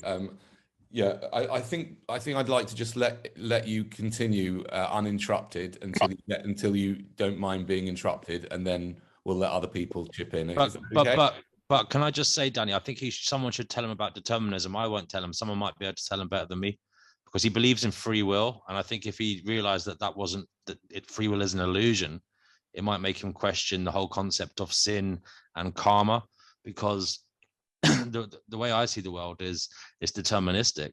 You have no say in who or what you are or what you're doing. It is all just cause and effect from the environment around you acting upon, your biology. You didn't choose your biology. You don't choose your environment. And even, as I said earlier, you're not even choosing the words coming out of your mouth. They're just coming out of your head, freely flowing from the brain, because they're being stimulated by the words of others here. They're being stimulated by your will to create those words. 1 minute. Oh boy, seriously, both of you. Sorry. Both of you. Sorry. I really sorry. I'd like to go back to Christian and give him an opportunity to win the £1,000 or not, and to express fully what he wants to express. And then when when you're ready, Christian, and you've finished what you want to say, then I'll let people come back in, if that's okay. Sure, no problem. Okay, well, I mean, I'm going to go really far out and kind of just speak my mind. So, I mean, before you do that, I just encourage everybody just to take some notes from what he's saying, so you don't forget if you want to chip in. That's all, and just let him say what he needs to say. Go on, Christian. Yeah. Sure. Apart from us being, the biological creatures, and that's what biological creatures do argument, and they're completely separate. I mean, I completely think that, we are created by a universal supreme consciousness. I also believe that within the context of this world, that history is a lie, and that, say for example, if you do or do not believe that Atlantis existed, previous civilizations existed, Atlantis fell because the human experiment, human creation, went wrong. Let's say we abused the world, we abused our power, and that was kind of the the fall of man, let's say, the kind of the eating of the, you know, the eating the apple from the tree, for example. So I believe that the karmic repercussions of that that we have to kind of go through all these cycles where we get reset time after time after time after time, and that through our lives and through our interactions with other human beings, etc., we have to clear all that karma within us. So we have to live our lives, try and evolve, interact with other people, heal ourselves, assist in the healing of other people, and keep up, you know, and obviously part of that includes replicating. So the human experiment can continue, and we heal ourselves, we heal other people, our children grow up, heal themselves, heal other people, and we, you know, we get to a stage, you know, I think the Buddhists called it enlightenment, where we jump off the wheel of karma and we keep going, keep going, keep going, keep going until it's all done. And then, I don't know, humanity evolves into something else past all the shit which kind of made Atlantis fall. So, I mean, apart from the biological argument, that's my main one of, and the second reason I would say that we need to procreate, because humanity, because we are spiritual beings, because we have a spiritual mission, and that mission isn't done. So that's why we need to carry on humanity, so that we can help each other as a human race to heal and evolve past. It's in very much in inverted commas, you know, heal past sin, let's say. 3.5 billion years of life on this planet. I don't know how many years of billions of years of sentience. Maybe someone here does know. And we're still at this point where we need to develop. I mean, how do you think this development is going when you look around you at the moment today? Considering Homo sapiens have been around for a hell of a long time, and if you want to go back to our common ancestors, like sentient life that we came from, it's been around for billions of years. I mean, how do you think it's going, buddy?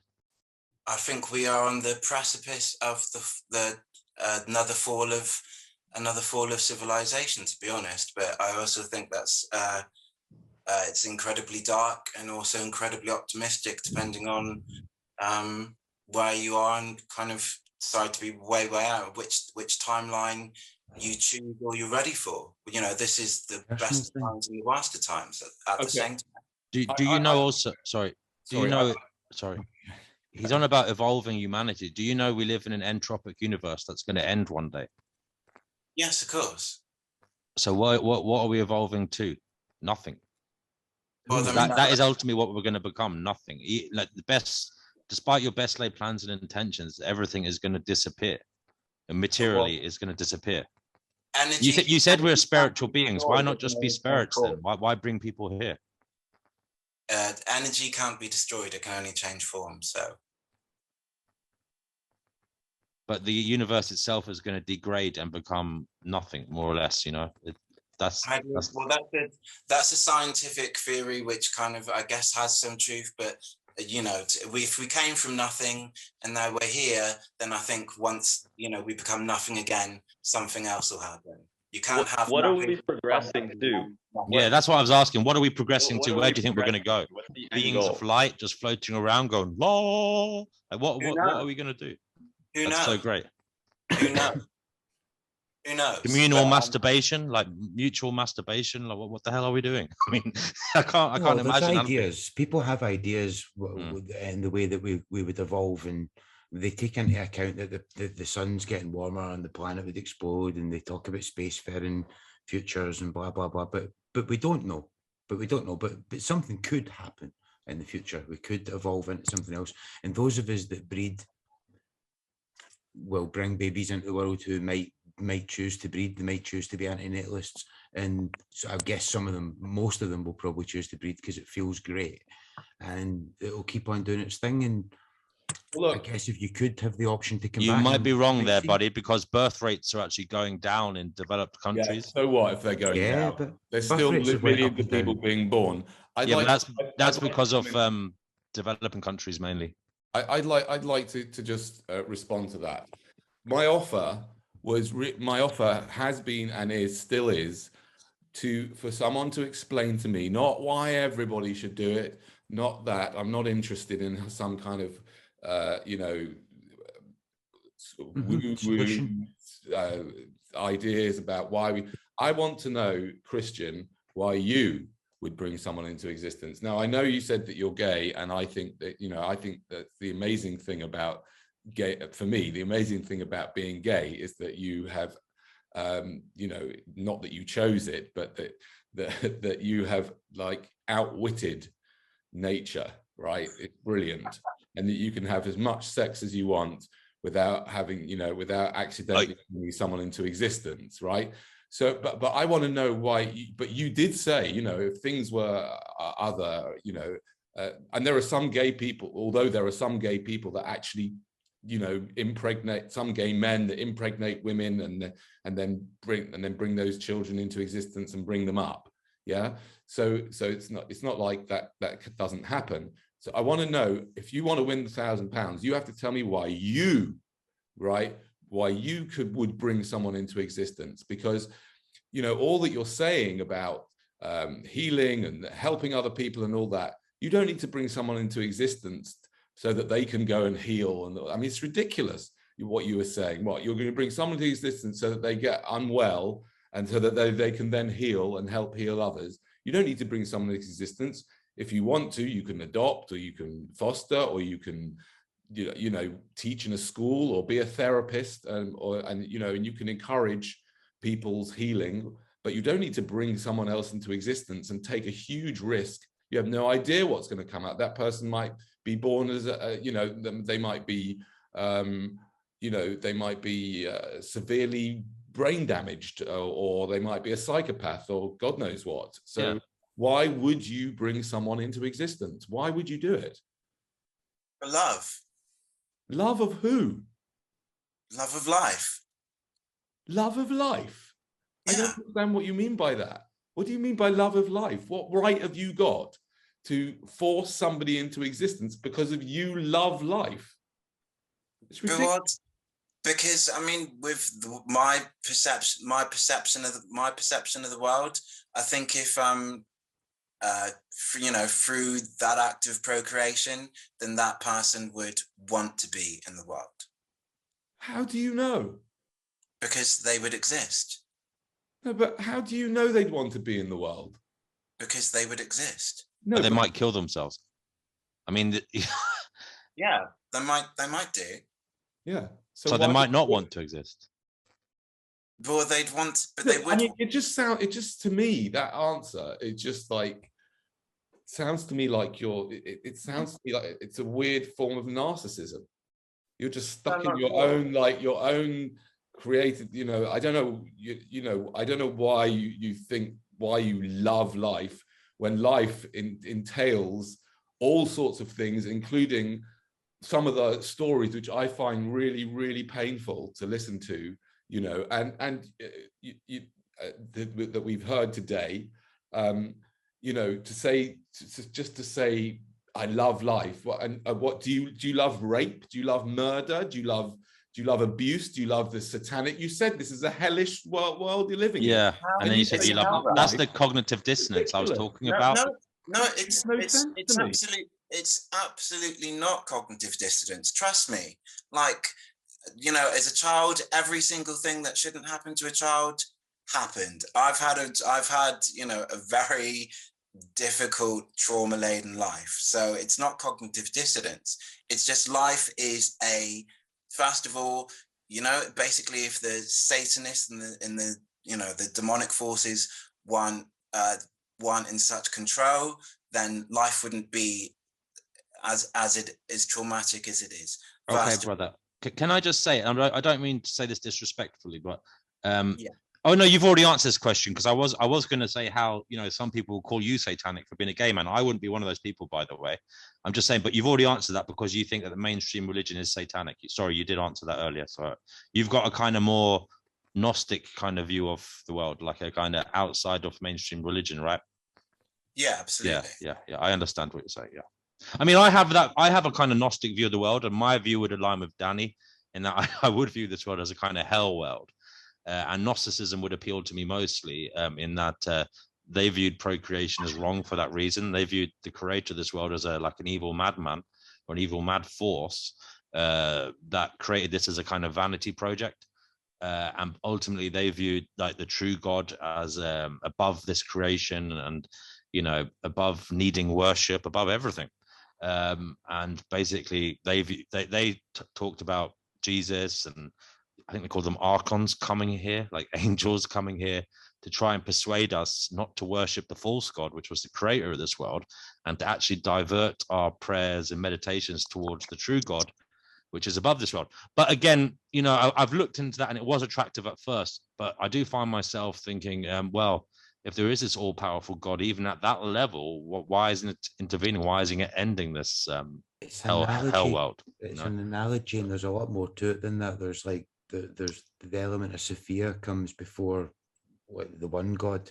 You know, there's a whole load of gods or elements that come before the one God.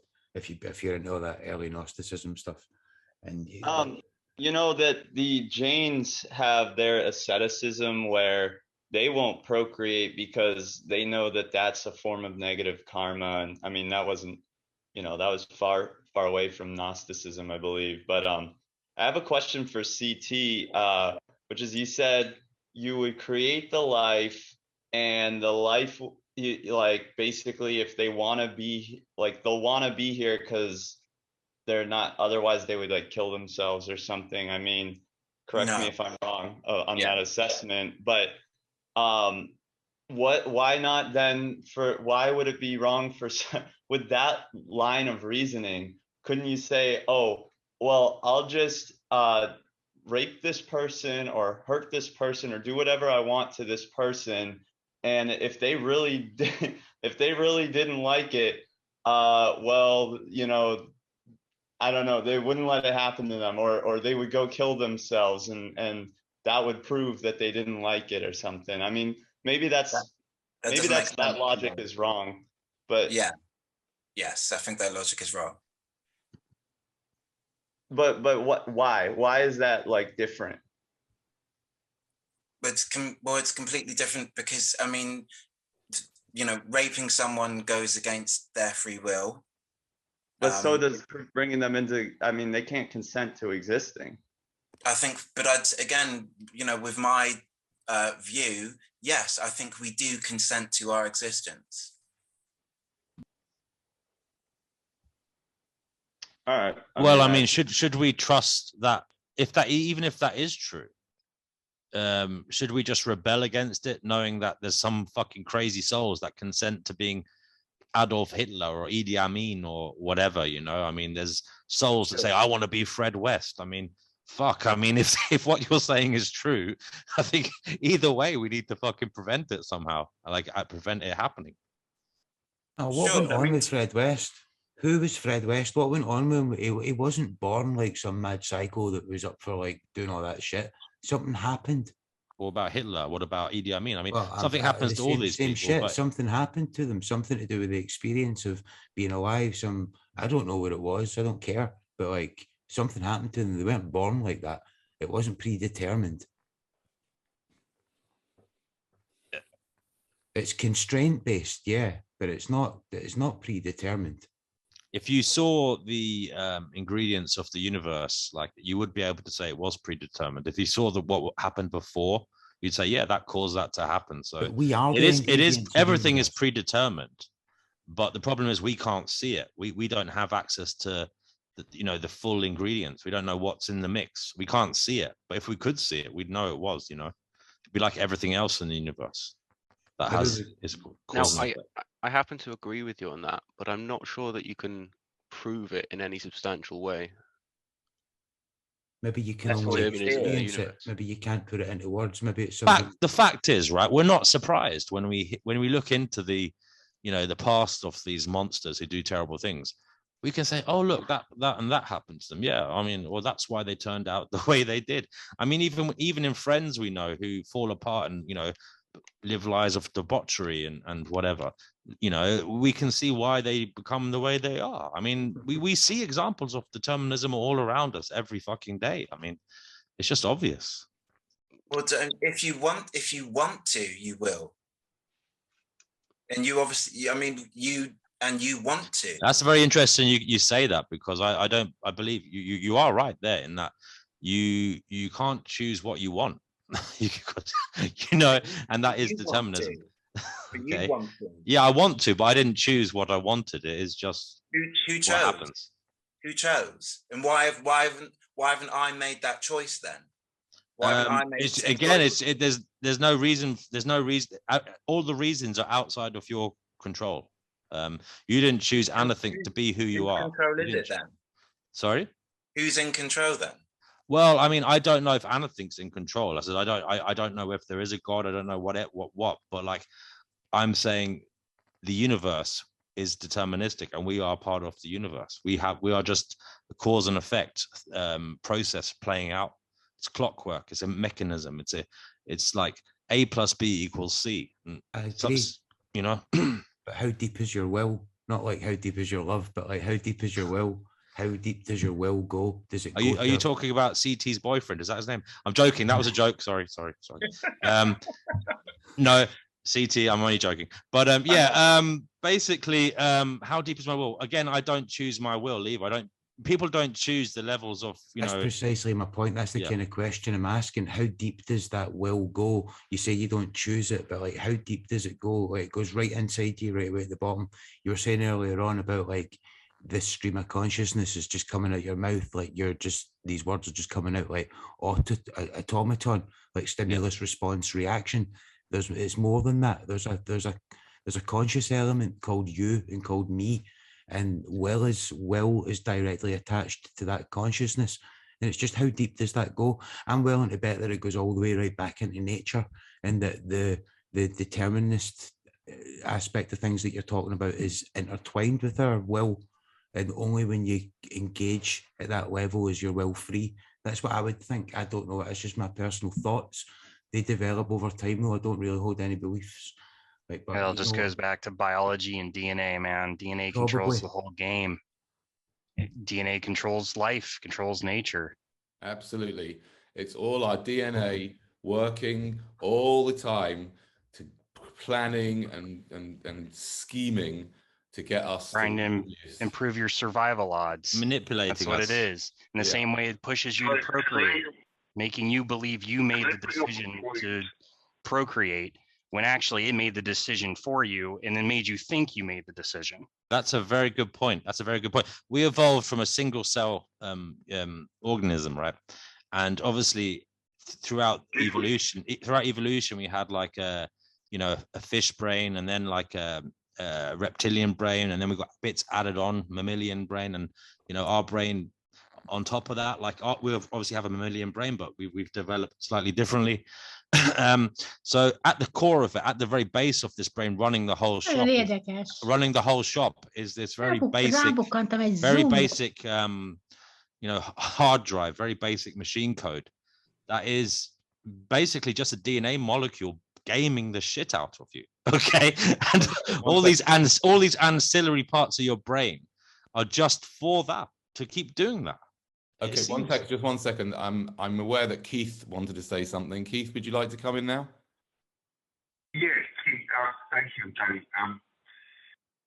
We're all talking about this DNA, and there's one thing that I've learned through my life that I came up with a conclusion. And when people have their heart or their eyes or their arms or their livers removed and put into other people when they've died, those people have emotions and feelings from these other people. And for me, that I imagine that the DNA must hold information the same way that water does. that we've been shown before. And we're all a frequency. And positive vibrations and negative vibrations in whatever way that we have them. Like Danny, you go out and you question people and you put thoughts inside people's heads and they come up with their own conclusions. You're there, as far as I see, to create that kind of dynamic inside their heads, that they create this question inside themselves. Now, I found when you see through, like I believe in reincarnation. So there are children that come back in a very young age and they say that I have been here before, and they give accounts of when they were alive in a different and past life. And I've done something that's called astral travel, where you can regress yourself the same way that a psychologist might do when you want to overcome something. And you can regress yourself right into what's called a past life, even future lives. I've been into past lives on 2 occasions. So I have a little bit of an understanding inside myself. I can't give that to you guys. I can't express it. You have to experience these things yourself. And we're all going through this, our own path. And when I see you guys and you're talking about, you know, about life and about the way that things progress or whatever else, I believe inside myself that we are part of that system. Bear with me a second, I have a call coming in. Please hold. His past life is ringing him, telling him to shut the fuck up. Yeah, sorry about that, guys. I had a call coming. Okay, will someone come? Sorry, did someone respond to that? I just said his past life is ringing him. Hello. Please hold. But no, I mean it's all lovely, jubbly. It's lovely, but I mean it sounds lovely. Oh, we choose to come here, yeah, you know, and we're coming here to learn our karmic comeuppance. Yeah, but seems like it's just sugarcoating a hard pill to swallow. Yeah, no, someone made an interesting point though. Isn't breeding an act of like aggression against someone else? I mean, it's karmically, it can't be good to put someone in danger, right? What do you mean? It may be like breaking is it samsara? Like when you break samsara, like the Buddhists call it, when you break the cycle of suffering. Maybe that is to stop breeding, to stop like creating harm, stop creating the potential for suffering. Huh? Moksha. Yeah. When you escape samsara. Maybe that is like, maybe that's the ultimate like realization, like this world is suffering, and yeah, don't bring someone into it. That's because that's bad karma. But well, that's exactly what the Jains ascetics believed. They didn't want any attachment, and you're not supposed to. And by bringing someone here, you're still attached. You're still saying, "Oh, this is all great. You know, I gotta try and get someone else to experience how great this is." It's like an extension of your ego, you know. Yes, that makes a lot of sense to me. I'd like to come back to Christian, and then we'll come back to you, Keith, because I know you got cut off there with the call. Christian, a lot of people, when I've spoken about antinatalism over the years, a lot of people say things like, "Yeah, but I would have chosen to be born. You know, I'm happy to be here, and I would have chosen to be born." But I want to tell you that if you know, imagine, I don't really believe this, but imagine if there was such a thing as a soul, and some people maybe on this Zoom call may believe this, and people who are watching may believe this. But let's just imagine for a moment there's this soul, and it goes on and it incarnates over and over again, right? Yes. Imagine if, like, you know, you had decided, because you love life, that you decided that you were going to impregnate I mean, I don't know why you don't impregnate a woman. You know, I mean, you know, you say you don't. I mean, I don't mean. I mean, you could do it artificially. You know, if you love life so much, maybe you should impregnate a woman, right? But imagine if you were to say, you know, I love life so much, yeah. I think I'm going to impregnate a woman. And imagine if I was a soul, yeah. And it was like, you know, you managed to create some sperm, and you were just a bit, you were going to give it to your partner in the lab, you know, and they were just about to impregnate this woman that you'd arranged, yeah. And God, let's just imagine, God came up to me, the soul, and said, would you like to come into existence? Yeah. And my soul would say, well, what? Tell me what you know, what's going to happen? What could happen? And then God would say, well, have a little seat here, and I'll put you in front of a TV screen, and I'm going to show you a whole bunch of possibilities of what could happen. You could be a woman, you could be a man, you could be gay, you could be straight, you could be retarded, you could be brilliant, you could be ugly, you could be bullied, you could not be bullied, you might die of cancer, you might get dementia, you might have lots of orgasms, you might be really good looking, you might be really popular, you might be really clever, you might be really thick, etc., etc., etc., right? If I as a soul were given that choice, I would say, no way. No, I don't want to take that risk. Yeah. So what right do you have to impose that risk on somebody else? It's like, if you did that, yeah, if you did that experiment of giving your sperm over to an IVF clinic and a willing woman to create this child, yeah, you'd be basically, and this is what I've done 3 times with my children, right? And I feel very, very fortunate that it worked out pretty well so far, but we're not finished yet, right? But you'd be basically playing Frankenstein, yeah? You'd be playing a mad, weird doctor with, you know, with your little experiment. Oh, I wonder what will happen from this, because I love life. Oh yeah, even though it's demonic and it's hell, right? But I love life. Let's put these things together and let's see what happens, because I love life so much. I just don't get it. How can you possibly justify that and think that you're going to win £1,000? I won't give you a tuppence halfpenny. Sure, absolutely. Well, I mean, I just ask you the question. I mean, for someone who has such strong belief, what made you go on to child 2? What made you go on to child 3? That's a fair question. Well, because at the time, I had absolutely no idea about any moral issues to do with procreation, which I, by the way, put down, and I've said this on videos, I put that all down to DNA, because I think that the DNA molecule is so powerful that it orchestrates, so to speak, or it creates the perfect circumstances to maximize procreation, which is why there's 7.8 billion people on the planet, right?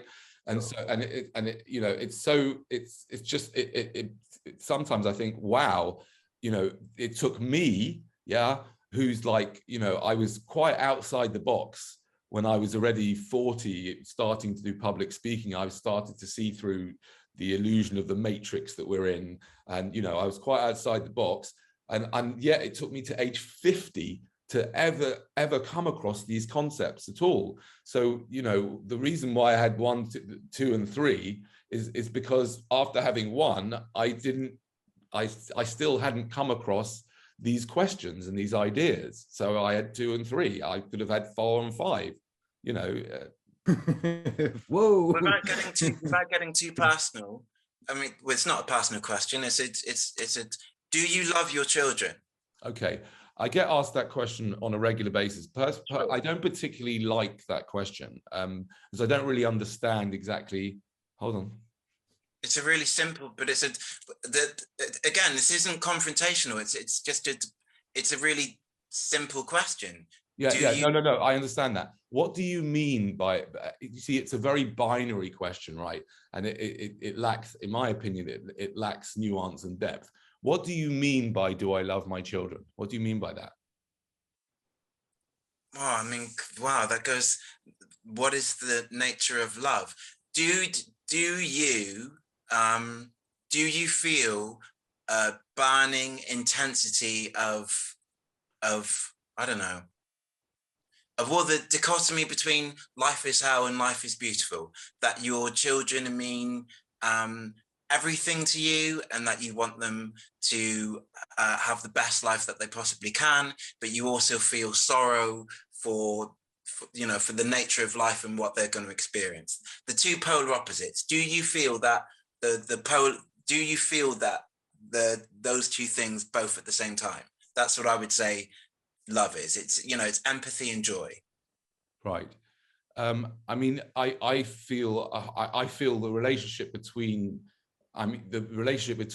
a father and their children is changing and fluctuates and evolves, and it depends on their age. I had different feelings towards them when they were very, very small. One of the reasons why I had children, which now I look back and think, my God, what an absolute crazy idea, right? But one of the reasons why I had children is because I really like little kids. They're just very, very cute and adorable, right? By the way, that was my third child just shouting "pedophile" to me. He came on the call at the beginning. He came on the call at the beginning when I come on the call again and say what you said before so that we can get it on the recording, Yoni. Anyway, he came on the call and he called himself mistake number 3. Yeah, so my feelings towards the children change and evolve and are, but I absolutely, of course, I care about them. They're very much a part of my life. I do all I can to make their lives as good as they can be. I don't believe that my responsibility for taking care of them stops at 18. It stops the moment I die. And maybe even afterwards, with what I leave them. Yes, I care about them. I care deeply about them, but I also feel intense pain when they are suffering, because that I don't believe that suffering was necessary, because I don't believe it was necessary to bring them into existence, and I feel a lot of discomfort and sadness that they're going to go through. They could go through all sorts of awful things, and that they might get old, and that all the problems that comes with that, which I never thought through, and I didn't even have experience of myself. So when I had them, I was in my 30s, right? And I hadn't reached my 40s, my 50s, my 60s, my 70s. I still haven't, right, reached my 60s, my 70s, yeah? But I put them through this experience, and they're going to have to go through old age and death, right? And I don't know what else in between. So, yes, I care about them deeply, and I feel very responsible for doing the very best I can to make their lives as best as possible. But I also feel, very, what I've already expressed what I feel, what the other side. Do you know what speaks to me more than all the words you've just said? Go on. What speaks to me more was watching you laugh when your oldest one said paedophile, and the joy and laughter on your face that you just kind of couldn't hide, and then kind of went back to your kind of, back to persona. That speaks to me more than anything, all the words you just said. And that is why people should procreate, because it's absolutely not. Exactly the same expression when the guy waved his willy. I disagree with you on that. I disagree. I'll tell you why I disagree. I'll tell you why I disagree with you on that. Yes. Yes, I get a lot of joy, but I mean, firstly, I think that's a narcissistic argument. Just because I get a lot of joy out of it doesn't make it right. Yeah. But the reason why I have a problem with that is that I also get a different joy from a newly acquired, which we didn't get bred, we got given by someone, but a newly acquired or pet. We've got a gorgeous little dog, yes? Now, I didn't give birth to that pet, yeah? But that pet I do enjoy that pet's company, right? I didn't need to give birth to the children, yeah, in order for me to enjoy them. I could have adopted, I could have fostered, I could have been an uncle, I could have whatever I could have done, or another thing that we very, very, very rarely get spoken about, right, is if we change the story in our culture, yeah, to away from procreating towards supporting people who have already procreated. What I could have done is I could have gone out when I was in my 20s and actively sought somebody who'd already had children and then got together with them and supported them. And then I could have had this very similar joy out of them without taking the risk by bringing someone into existence. I agree. Yeah, I agree. But the two truths are both still there and valid. Well, they're not. They're not. Of course they are. They're not, because there's no reason, and that's why you don't get the money. There's no reason for you to... I'm not bothered about the money. I know. There's no reason for you to bring anybody into existence. There is no good reason for you to do it, especially when there are millions and millions and millions of children that need your help, need our help. There's millions in loads of different situations, whether it's children with single parents, or whether it's uncles and aunts, or whether it's people who need adopting, people who need fostering, and the list goes on and on and on and on. Agreed. Yeah, agreed. But that also doesn't change the fact that the joy and love that I vicariously experienced when you broke character for just a couple of moments, that is why people should have children, for that joy and that love, which is so precious, and the most precious thing that we have, and the most precious thing that we can experience, and the most precious thing that we can exchange and share with people.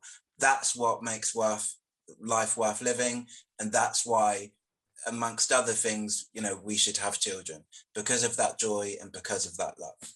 Okay, and we're going to have to agree to disagree, but because you still haven't told me why you should have children, right?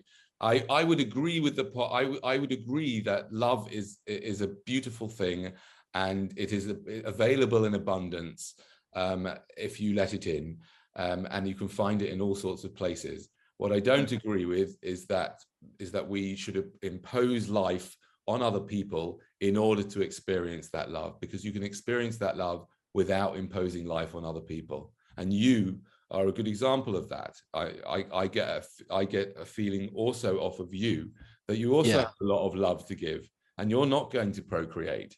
And that's I just want to say, if he steps forward a bit, that light could look like a halo around his head. But also, if it is a kind of spiritual realm or whatever, and obviously for some reason you said you've been made a gay man who doesn't want to procreate. Well, maybe you're the epitome of what it is to be a conscious being, like not procreating. I mean, Jesus didn't have kids, as far as we know. So, I mean, the other thing is, brother, I don't mean this disrespectfully, because I think you're a very nice person. You did mention you're gay, and I don't. This isn't an ad hominem. I'm not zoning in on that just because you said that. But obviously, yeah. I mean, there's a lot of crap in mainstream religion that's homophobic. There's a lot of crap in mainstream religion that's, just brutal in many different respects. I'm just zoning in on this particular one. So obviously you found your own spirituality in a kind of subjective way, right? You've started viewing the world through your particular lens, yeah. Isn't there a danger that your children, if you had a child, they might view it through their subjective lens, and they might be like one of the crazies or something, that might view it in a way that you would view as disturbing? I'm just like putting it out there. How do you feel about being responsible for creating someone who might, who might be somebody who you'd look at as harmful to you now, or unsavory in some way? Well, how would you feel if your child, if you created a child and they became a Christian, Muslim fundamentalist and hated gays? Yeah, and threw gay people off, roofs in the Middle East or something, or wherever they do that. Yeah. Yeah, I'd be gutted, but I'd be, but at the same time, I'd be overjoyed if they were someone who, I don't know, became the complete opposite. Life is uncertain. We can't control everything, and we certainly can't control or should want to control each other. But life is uncertain. If you kind of have this, just everything's bad, which, like I said, I can completely understand. We live in a hell realm.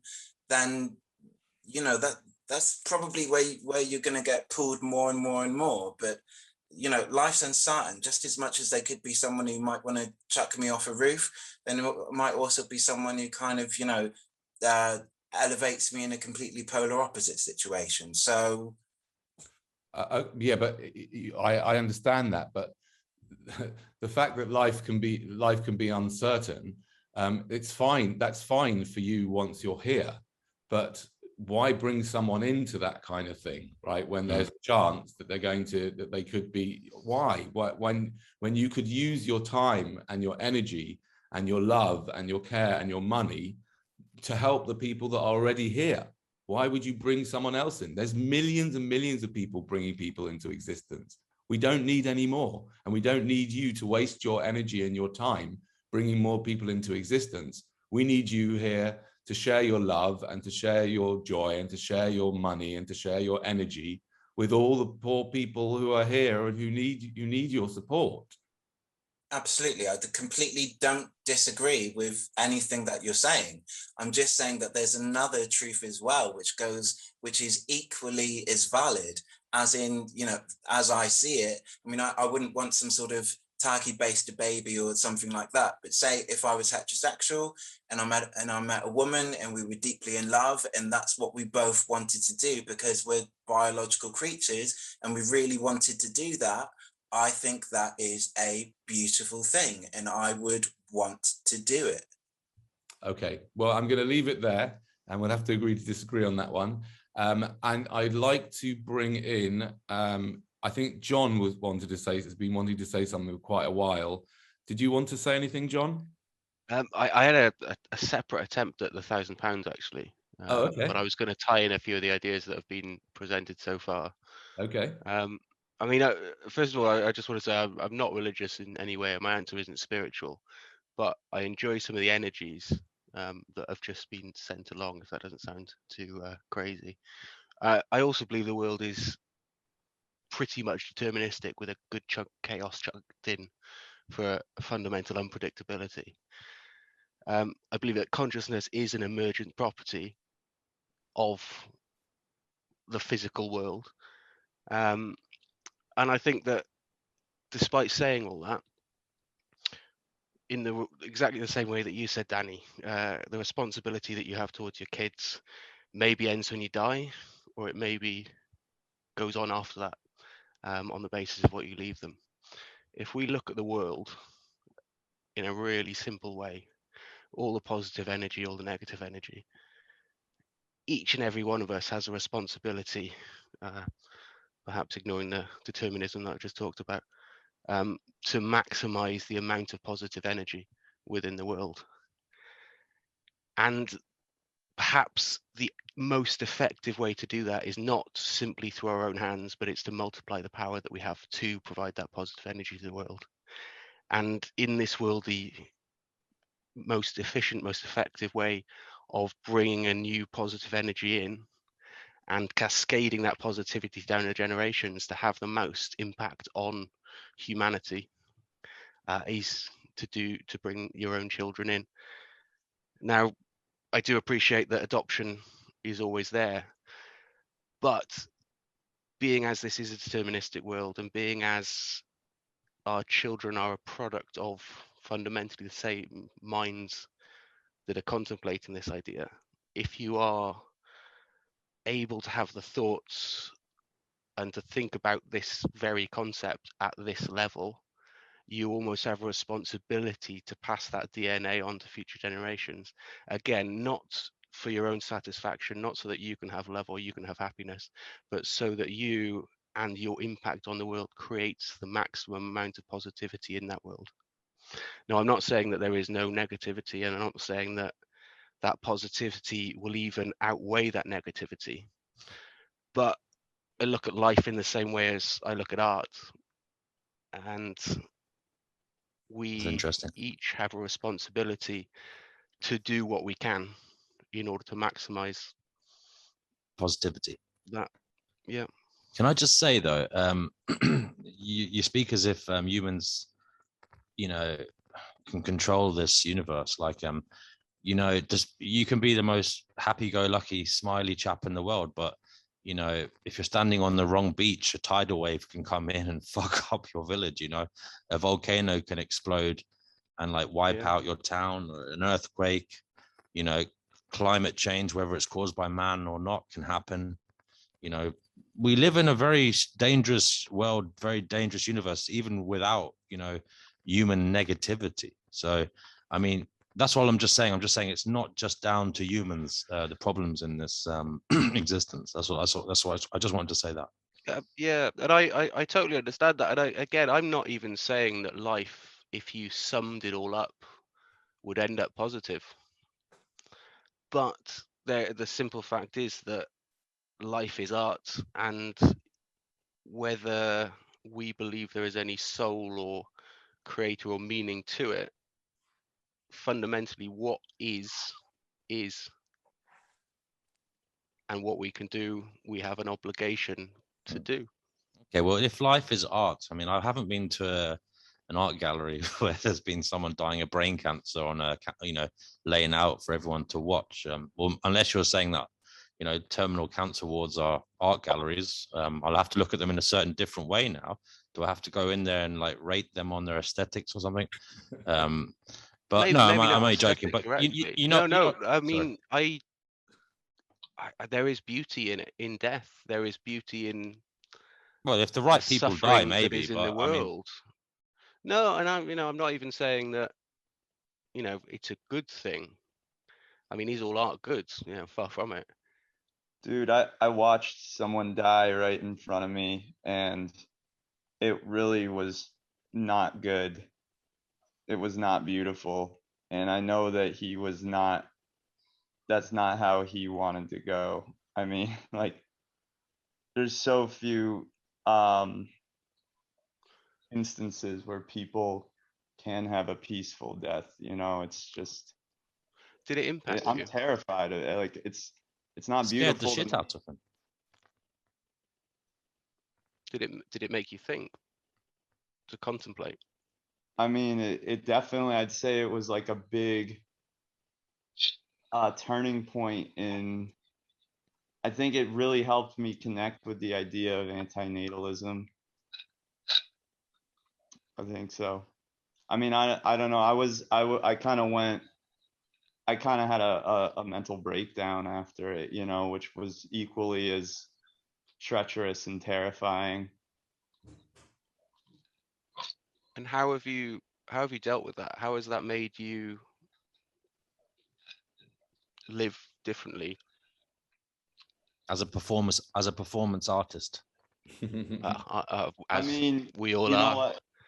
Like, okay, I want, like, maybe I can see what you're getting at in terms of, like, if I would say that in a sense that experience has made me more empathetic,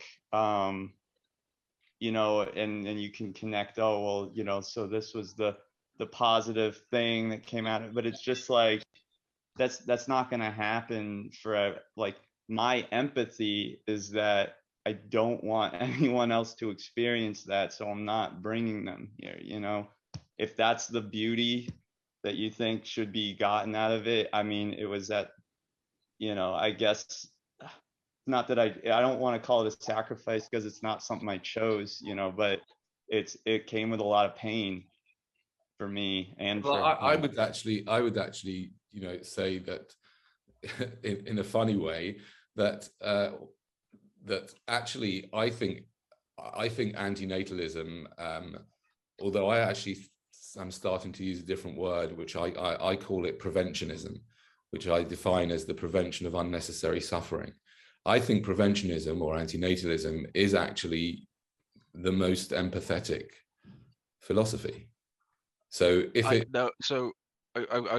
just going to clarify maybe what I was trying to say earlier, which, because what you are saying is quite right, and a lot of the talk on this call has been about how people have felt and experienced it. I guess what I'm saying is, you don't matter. What matters is the impact that you have on the world and on others. Yes, you as an individual, I as an individual, the person that is brought into the world as an individual may suffer, but that to a certain extent is life, and it is our obligation to do what we can to improve that for others.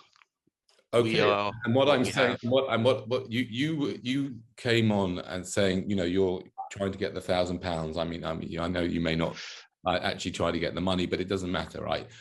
And I still don't see how you've come even anywhere close to winning the money, because again, maybe I didn't make it clear. The £1,000 is available for you if you can explain why you should be procreating. Are you, John, considering, or have you, or are you considering procreating? No, so I was going to end with this, but I've been depressed my entire life, and I don't think that I should pass my genes on for that reason. Okay, well, there you go. But I was hoping to. Can I just say? Hold on, sorry, no, just before you do, sorry, John, if you just leave your address in the chat room, I'll send you some condoms as a runners-up prize. Thank you, sir. Extra large, yeah.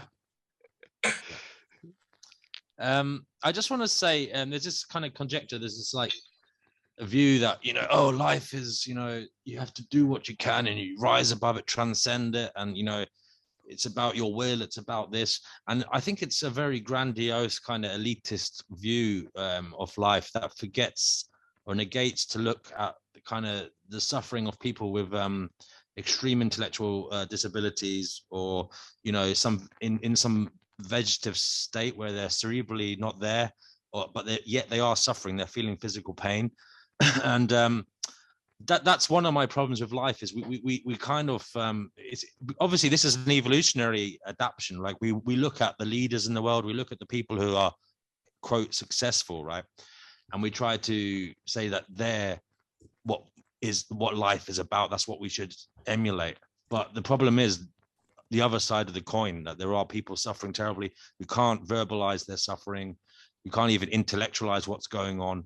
And I'm not a eugenicist. I'm not saying get rid of these people, because obviously once they're here, I think we need to look after these people, because they are the victims for everyone else, for all the smiles that we have. These people are paying the price for it, you know, their whole life. Some people literally walk around this world, right, getting paper cut after paper cut. They never experience like a real good moment of joy, okay? And that like vinegar is raining down on them, like stinging the fuck out of them every day.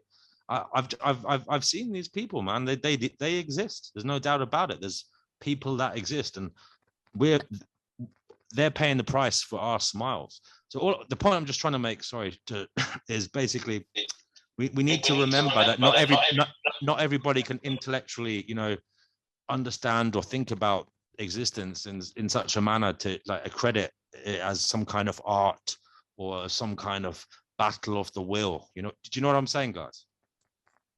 We're imposing our intellectual standards on others, and it's kind of a little bit narcissistic as well.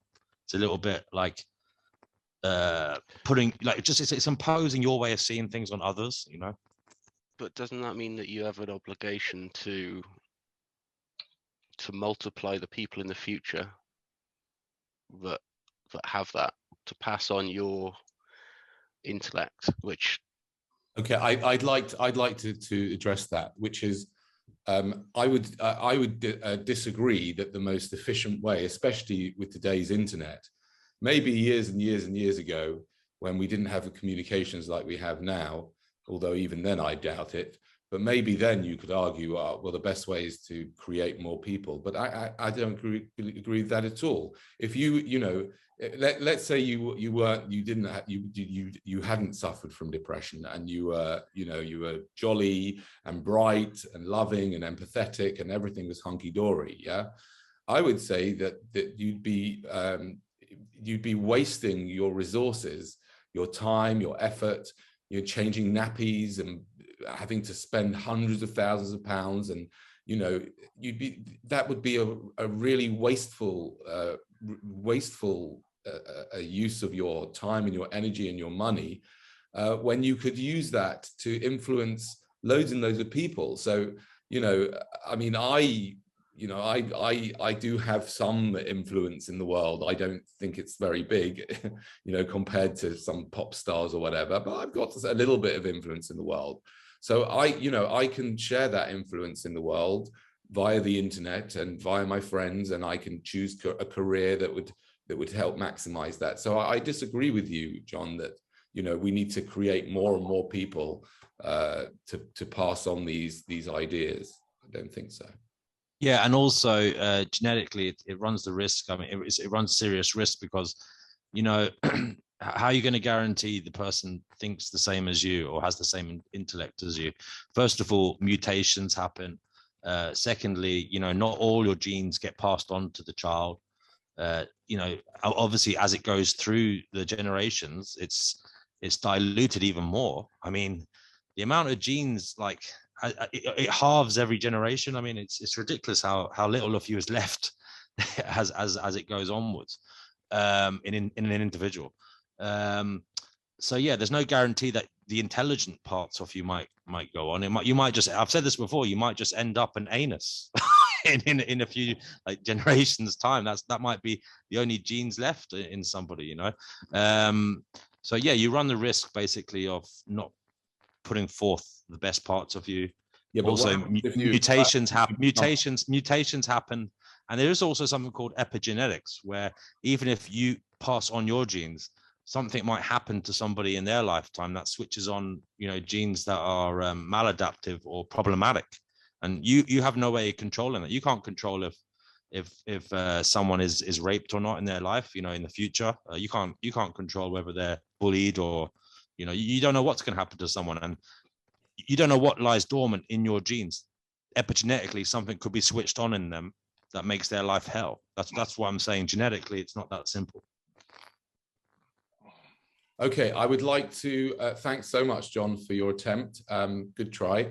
I'd like to just invite anybody who hasn't spoken yet, who feels that they'd like to. If you just raise your hand, go to the reactions bar and raise your hand, and we'll come to you. Anybody would like to say anything? We're back to the question. Let's go back to the question. Why did your parents have you? Why did you have children if you had? And why would you have children if you're planning on doing it? Let's go back to those questions. Is anybody would like to answer those questions? Someone who hasn't spoken yet.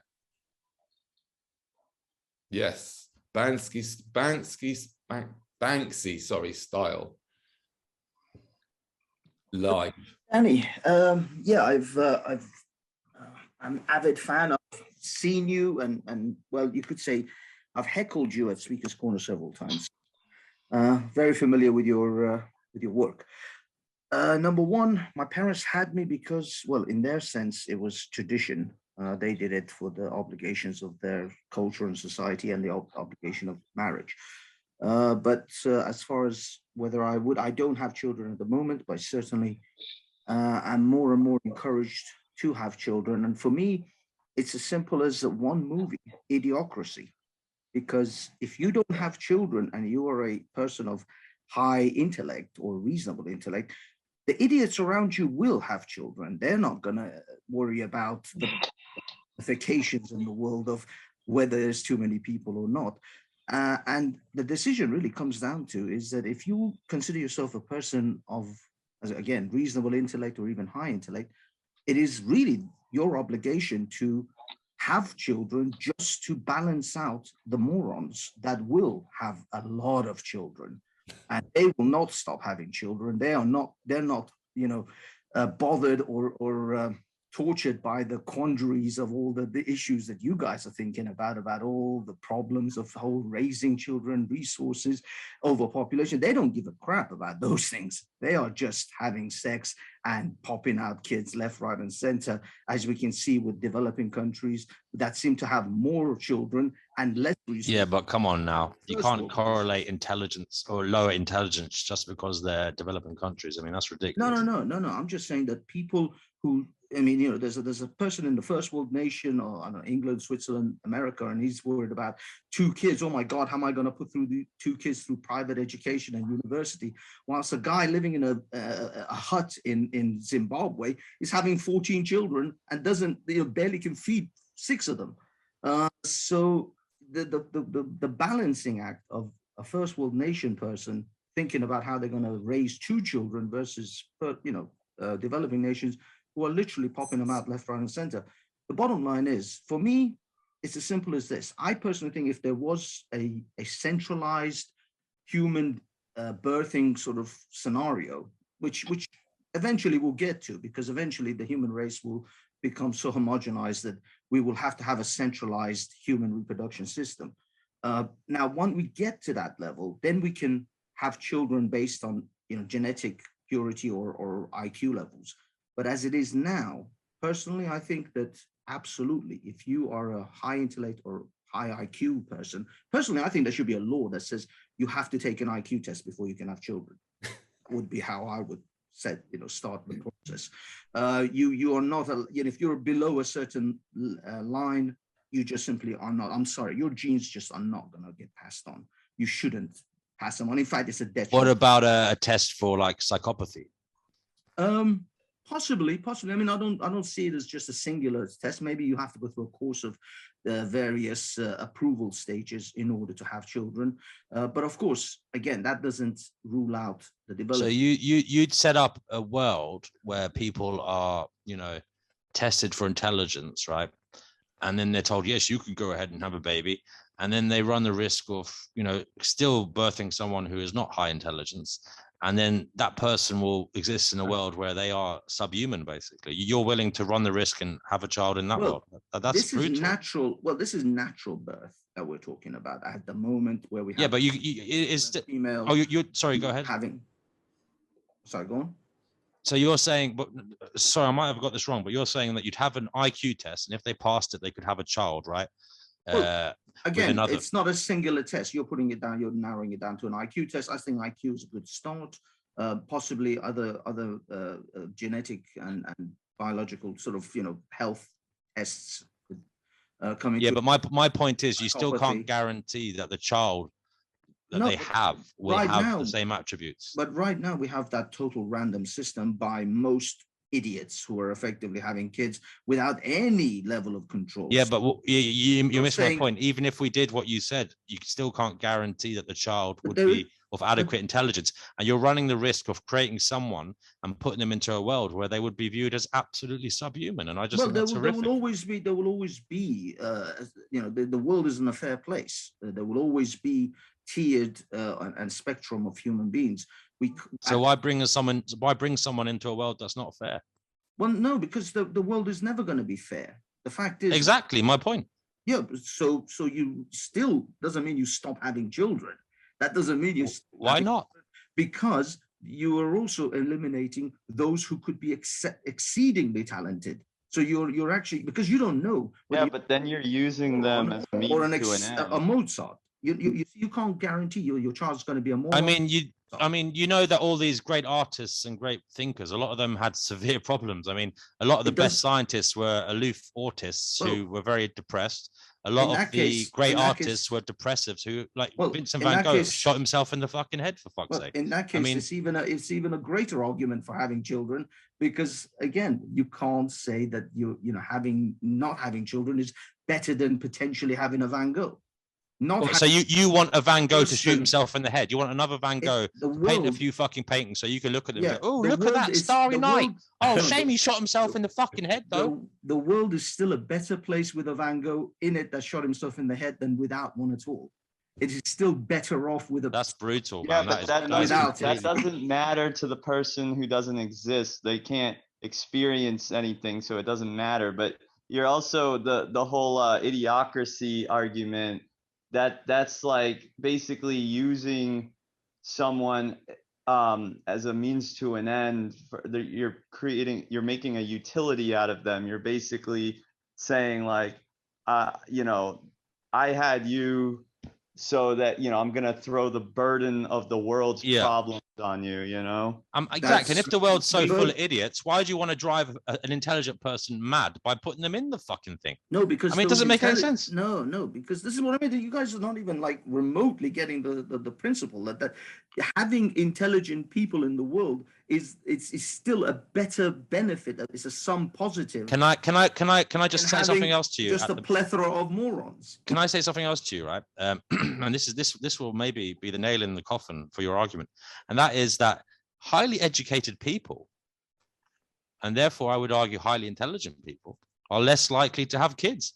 The more educated a woman is, the more likely she is to be. Well, that's no. You see, this is not to have children. Where you're not getting. Well, it's the a argument. fact. It's no. a This is the problem that you're not getting my argument. I'm saying that there should be an insistence upon those who are highly intelligent. Oh wow, you're fascist. At the point of potentially forcing them to pass on their genes. Absolutely. Oh my God, the Aryan race must rise. Fucking hell. Okay, as a woman, I completely disagree. Did you say absolutely? Absolutely, 100%. Did you say the Aryan race? I said the Aryan race. No. Must rise. You see, you're taking it to that. You know, It's just another attribute. Instead of skin color, you're choosing. Hold on, Moors. You are taking it down to what they call, I think, is it Maslow's law, where every conversation on the internet at some point ends up with Nazis?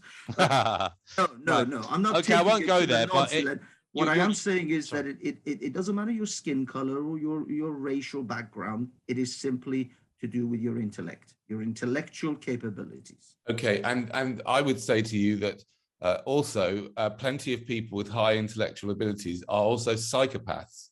So, you know, why would you want to bring in someone that might again be a psychopath? Again, Danny, as I argued with the Van Gogh example, it is far better to have a Van Gogh in the world who eventually shot himself in the head. The world is still a net positive for that experience. So you want a load of clever Hitlers? Why? Why is the world? Hold on a second. Why is the world a net positive experience with Van Gogh in it?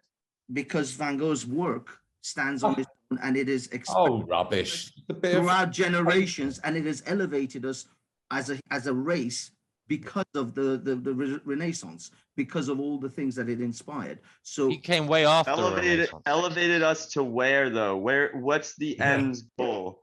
And why should paint more fucking pictures so you can blow your fucking nut off in a fucking mental home one day? You guys are such a zero-sum sort of mentality on this. There is no end goal. There is only the goal of humanity being better for those people to have come and how's it going into the world? The world is now. You are literally living in the greatest moment in human history. We have. I don't know. There's arguments that the greatest moment in human history was when we were hunter-gatherers, right?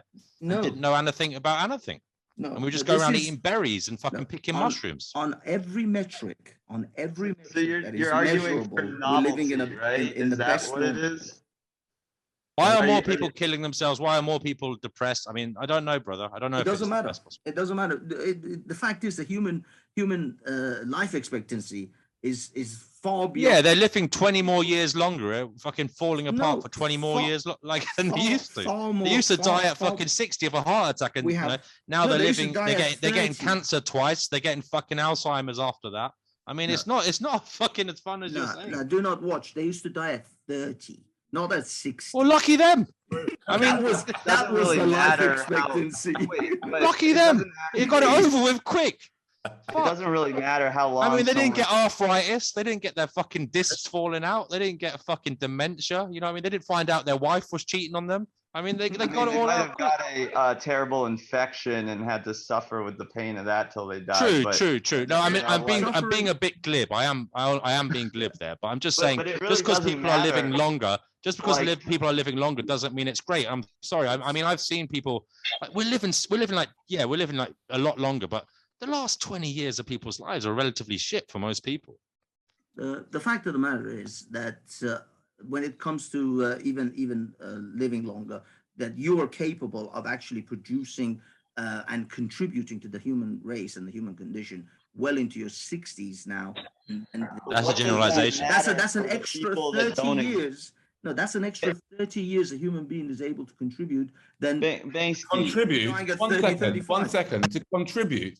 What about all the consumption and all the exploitation and the exploitation of animals and all the damage that each one of us does and terrible exploitation of people in China and all over the world? Are you joking? Yeah. No. The thing is, again, you guys are such zero sum. These are all part of the gambit. They are part of the gambit. It's all right for you to say that. It's all right for you to say that living in the West, living in England, having a nice time. You wouldn't say it was part of the gambit if you were one of the poor suckers that have to work in the apple factories to make your Apple Yes, Mac, you're but those probably on at those the poor moment. suckers that live in Apple that are now currently as slave labor, effectively borderline in the Apple factories, or starving in Ethiopia, or living in a hut in Zimbabwe. Nevertheless, they say the tide raises all boats. The fact is that some countries are going to be ahead of other countries, but eventually they're all going to eventually rise together, or in some stages, you know, as I say, one until a volcano goes the off and fucks them technology, all up. the food At what technology. point in time? No, the fact Yeah, is, when? this How is a many- progress. How many This is millions or billions of people are going to have to suffer before that We'll, time? we'll get a couple of good years before the sun fucking eats us. The fact is that there will always be. You see, again, there is no end game to this. You guys are thinking that we're headed towards something. Entropy, we're brother. not. We're not. Headed This towards is the a end of everything, the continuous- end of the universe, the most yeah. beautiful possibility that we can await. If you're talking about the end of the universe, the human race would be wiped out way before any of that even. That's comes true. to Hopefully. fruition. Because if we don't become a multi-planetary and possibly multi-solar system. Oh, what do you want to do that for? There's no problems on Mars. There's no problems on Venus. I'm and just you trying want to to say- bring a whole Hold load on. of fucking crazy monkeys there to fucking what I'm fight saying each is- other out and die of what I'm- cancer and not even fucking rape Mars, each forget- other and murder each no. other, drink No, fucking forget- fermented fruit juice to fucking get off their nut. You know what I mean? And fight each other on a Friday night. What are you doing? Why do you want to go to Mars? Well, as I said, if it's not even Mars, I'm making a bigger point here that if we don't actually move out of this solar system at some point, the human race is going to end with the end of the sun. So if we are to actually exist beyond the lifespan of the sun that we currently have, our particular We sun, must go and murder on other be- planets. We well, we must. have to be- We no, must not go to other other planets. solar systems to murder Yeah. the monkeys. yeah, we have to not only other solar systems, potentially even other galaxies, if we, if we. The murder monkeys must fly Technology. out of the Milky Way and spread their murderous genes throughout the universe. I just think that human beings are far more valuable than clearly you do, because I don't see that the human.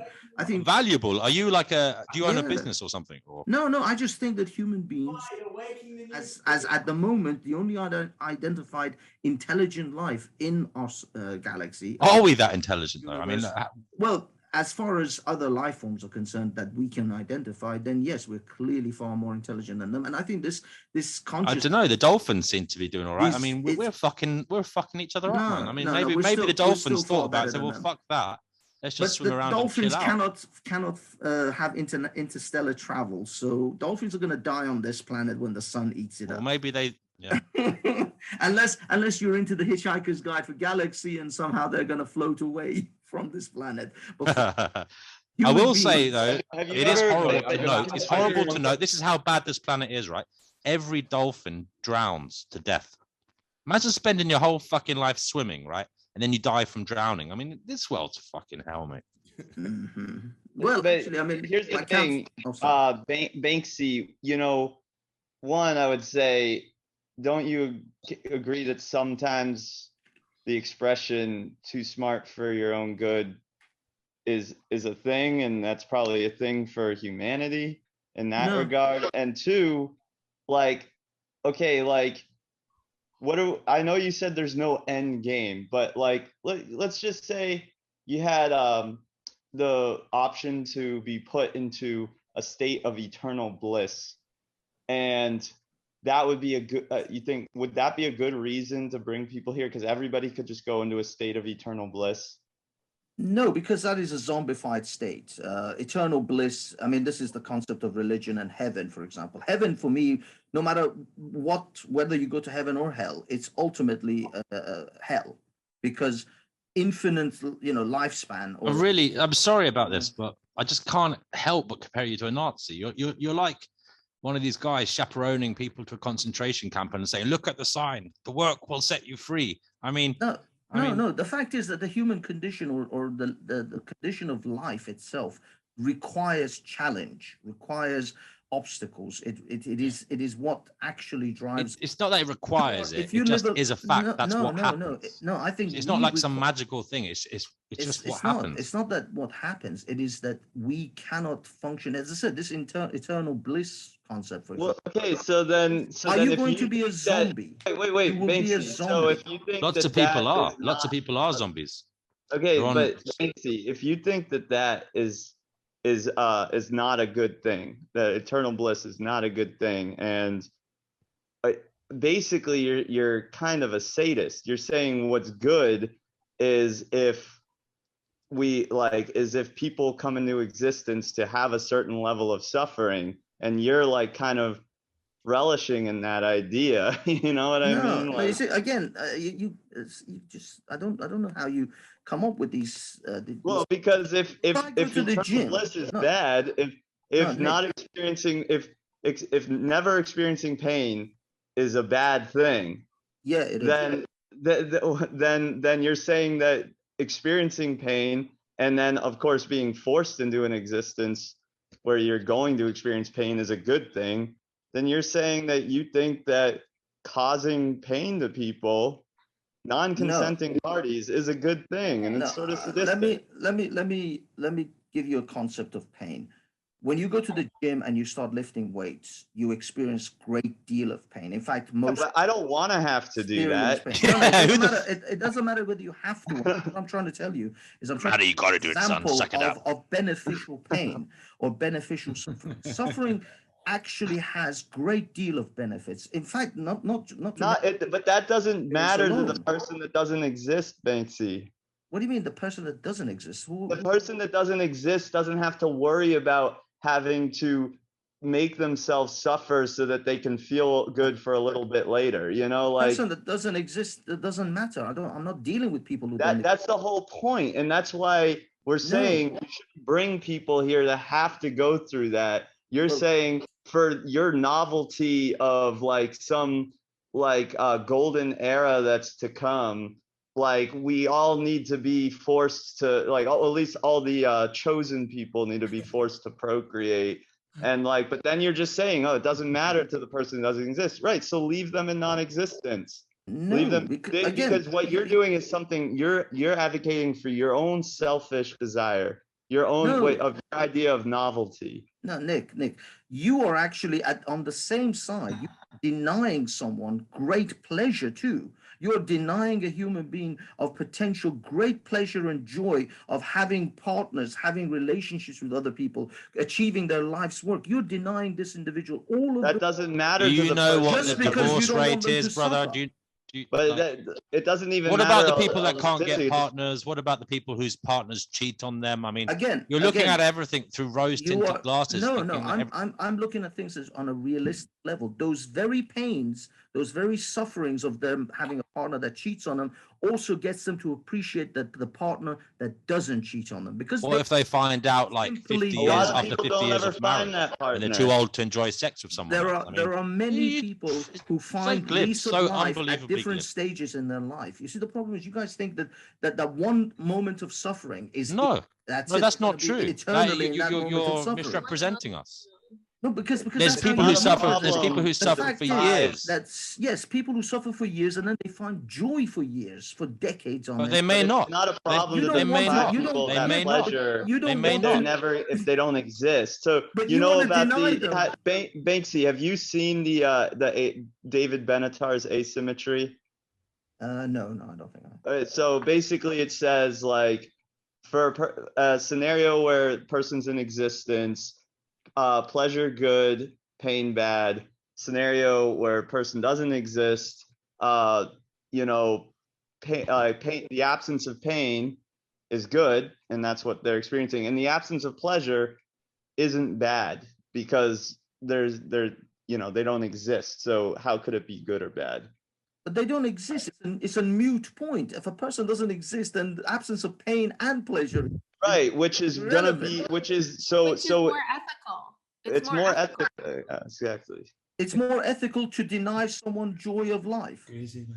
But the ethical bit comes in the fact that they can't, because if they exist, it would be unethical to cause them suffering, right? And so the reduction of suffering is what is valued, and so that's what's ethical.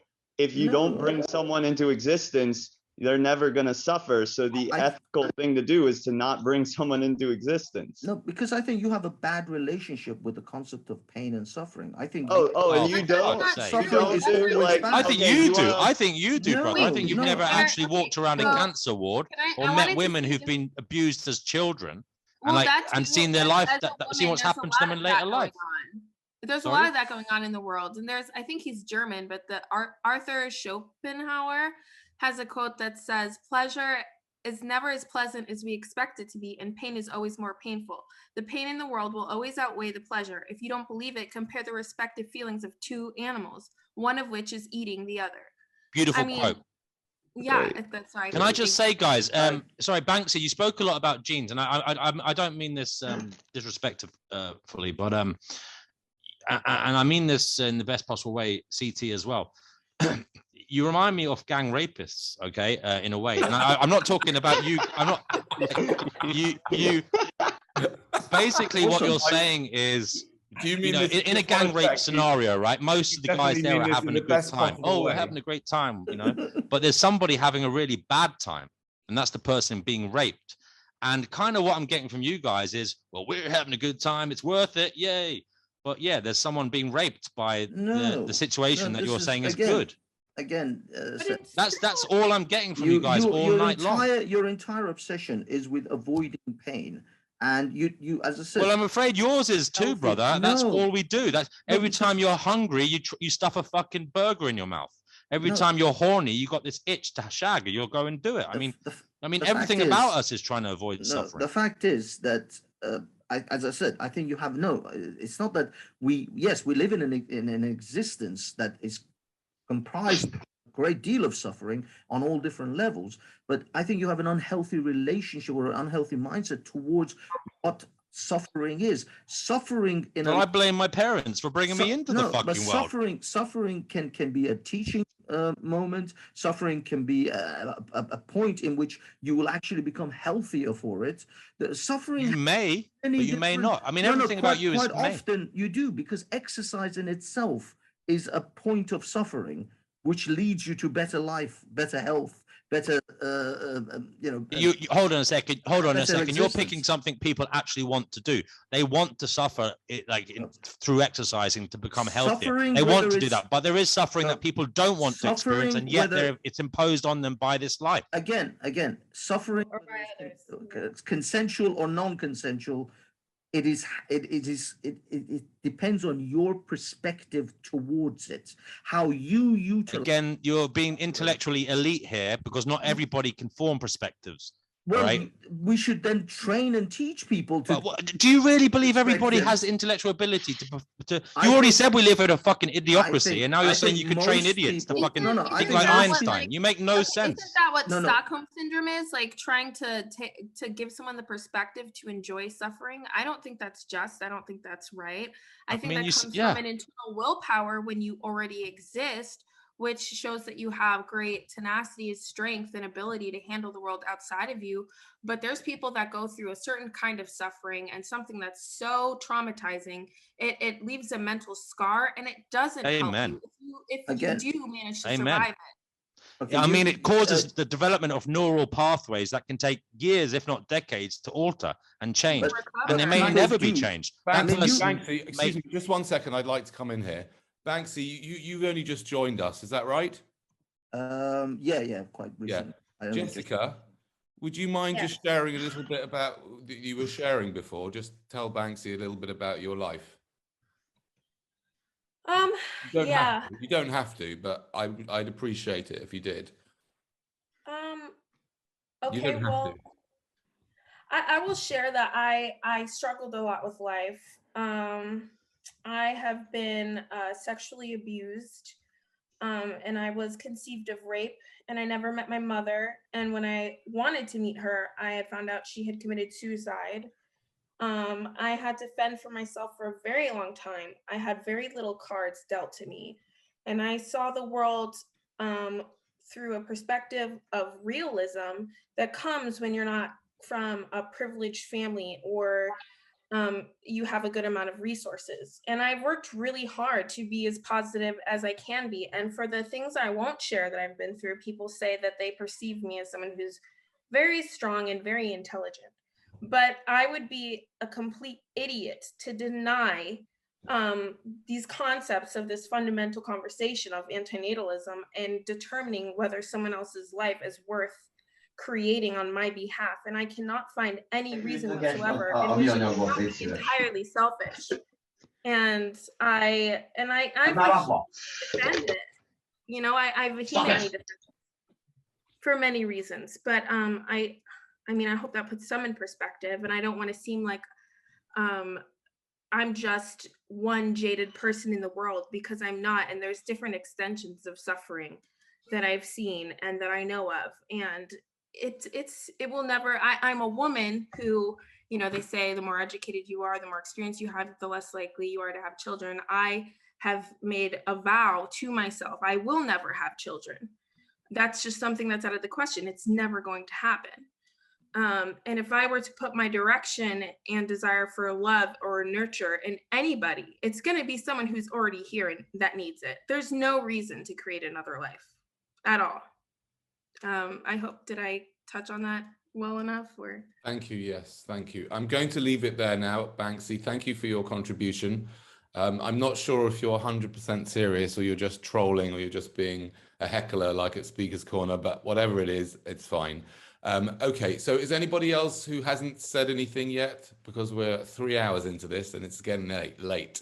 I'm okay with continuing, but is anybody else who hasn't shared yet would like to say anything? Sorry, Danny. May I just give one quote, since other people quoted a lot of other people? Yeah. Quote is actually from Bruce Lee. He says, "Don't pray for an easy life. Pray for the strength to endure a difficult one." And I am extremely sorry about the things that have happened to you, Jessica. I'm incredibly. Did Bruce Lee's son get shot in the head? I can't remember. Yeah, with like a blank, I think. No, it was a real bullet in a scene where he was supposed to be all blanks. It was from The Crow, but he didn't. I was a bit like that other turnout that happened recently. Okay. I do want to say that for that quote, I do hope that, you know, every day I have the strength to, you know, break my cycle of PTSD, the weird behavioral patterns I've developed from an impossible ability to trust and form healthy relationships. And I'm going to be honest, especially with men, from what I've been through. And that's an everyday struggle. But, you know, I hope that I can find the compassion, the ability to be vulnerable and endure suffering and laugh it off, because I really envy people with so much strength like that. But there's no way in hell I will ever create another person in this world to have to possibly experience those things, whether they do or not. Because there's a girl, there's a boy who's looking out a window in a foster home like I was and crying and wondering why nobody loves them. And that's who I want.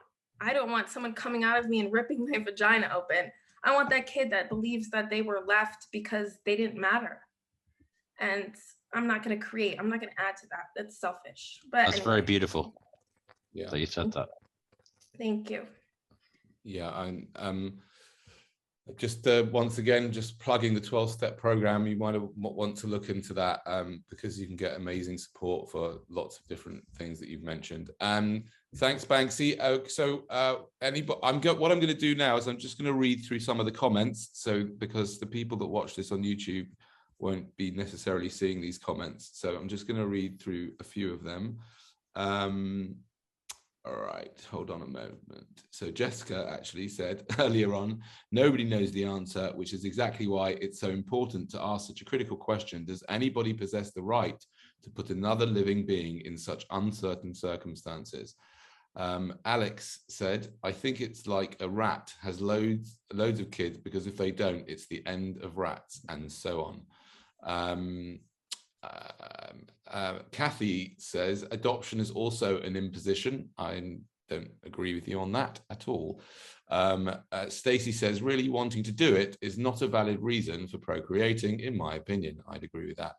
Kathy also says people become tribal because they want to protect their own blood-stroke families only, and they want to see their families to be happy and to stay alive. Suffering is due to people not seeing whole humanity, or even further, all living beings as a family.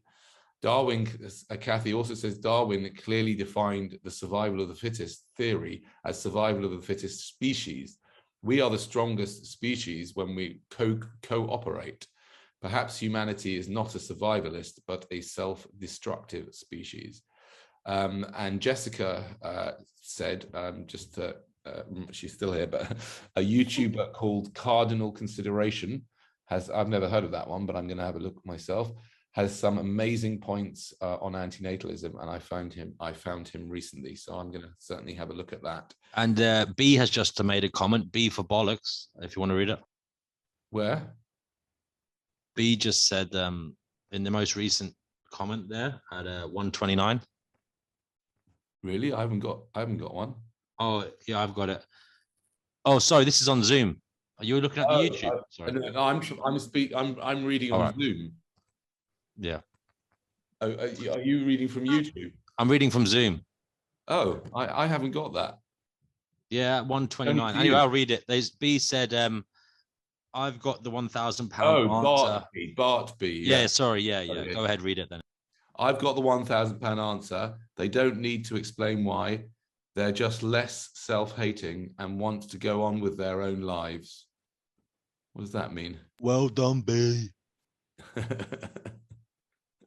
Yeah, B, you get the £1,000. Send me your address. He gets £1,000 of condoms just to fucking, cover himself in them, and yeah, make sure. Got another one here. Why is it important to solve this antinatalism issue?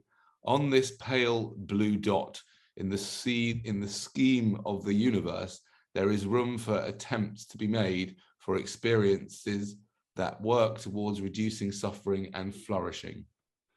I have no idea what that means, but anyway. It sounds almost like nihilistic, like, oh, nothing matters, we're inconsequential. Well, if you're so inconsequential, put a fucking blowtorch to your testicles, and tell me it's not of any consequence. Okay, Stacey has asked me to read her comment above, so I'm going to do that.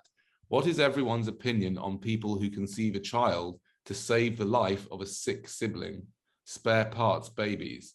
I recently had the give me a good reason for procreating discussion with someone, and one of their good reasons, in inverted commas, for procreating was to save the life of a child already born, their sibling. Would love to hear your thoughts. Anybody? And that oh boy, I don't even know if I know what to say to that, because you essentially created another person to bring it to the point of breathing life, to get rid of it to save another. I don't know. Oh, okay, maybe leave me out of this one, but I'm gonna say no. Kathy has said the purpose of my entire life and suffering has been to be here and win the £1,000. So she can buy condoms for everybody. Yeah. Okay. I wanted to add a point, if that was okay, about antinatalism being, I think a lot of people think that us who hold these ideas are kind of like crackpots and just anti-children and anti-this and anti-that, when I think we're in fact the opposite, but it's also can be conditional. And for everyone that says, well, what if your kid cures cancer or does this or does that? And we already have an abundance of people. So we have more than enough people that should have been able to do that, right? I believe when we have too much of something, it loses value. Just like money and inflation, which we're dealing with lately, when there's too many people, purpose goes down, value goes down, drive goes down. And we're kind of seeing this affect everyone in a very large way. I think the reason that we're very stagnant is because there's no room for greatness in a rigid system that punishes individuality. We have a rigid system where you have to attain money, you have to learn by the book of school, you have to do all of these things, and it sucks away people's ability to think for themselves.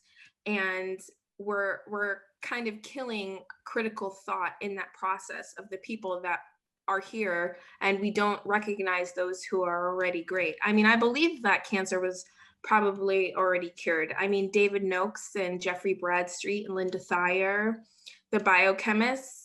I mean, you know, Jeffrey Bradstreet was found shot dead and ruled a suicide, even though forensic evidence said otherwise. But he linked pharmaceutical companies causing autism in young boys. And then his treatment also ended up curing almost like stage 3 cancer in women with breast cancer. But you know, they all just disappeared and got extradited to prison in France and haven't been heard from in 5 years. So you wonder why. These great people are already here. These great discoveries are already here. And I find them fascinating because I've been born. But again, of course, I would never create more people.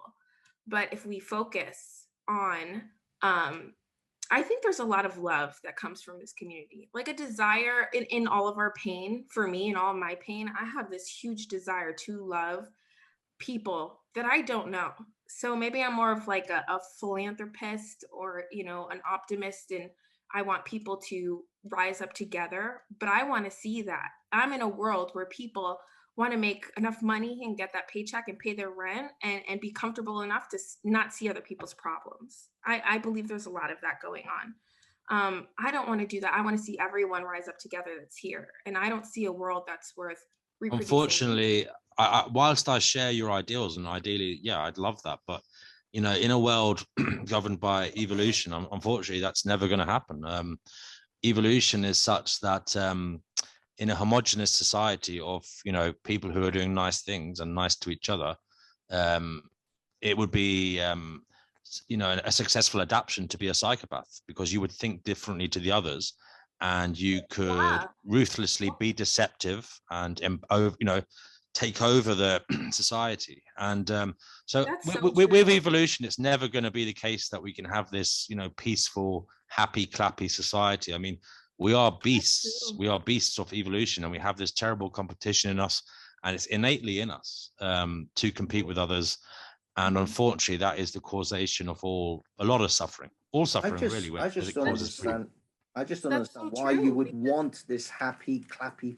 Do you know my nightmare? My nightmare is some Stepford Wives, white picket fence, everybody homogenous, everybody happy, nobody ever gets sick. No, that is a fucking hellhole. Yes, obviously there's gradients. No, we're talking about I want the world with graffiti. I want the world with people who pick their nose and fart in awkward places and say the awkward things and trip over themselves and do things because they're human, because they're yes, but there's gradients of suffering that you don't want in the world. That's what we're talking about, the gradients of suffering. Hey, Banksy, you remind me of the Cenobites from Rick and Morty.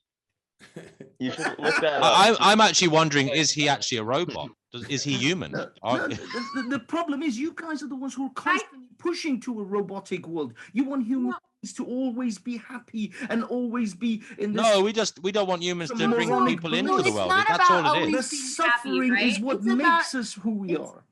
There is suffering that, well, at the same time, no, because there's such a thing as unnecessary suffering. It's not that black and white. No, I don't. It's all unnecessary. I don't think there is. I don't think there is. It's all unnecessary. Suffering, because it's necessary once you're here, but it wasn't necessary to begin. Even a baby that gets leukemia at the age of 4 months, I don't see it as unnecessary.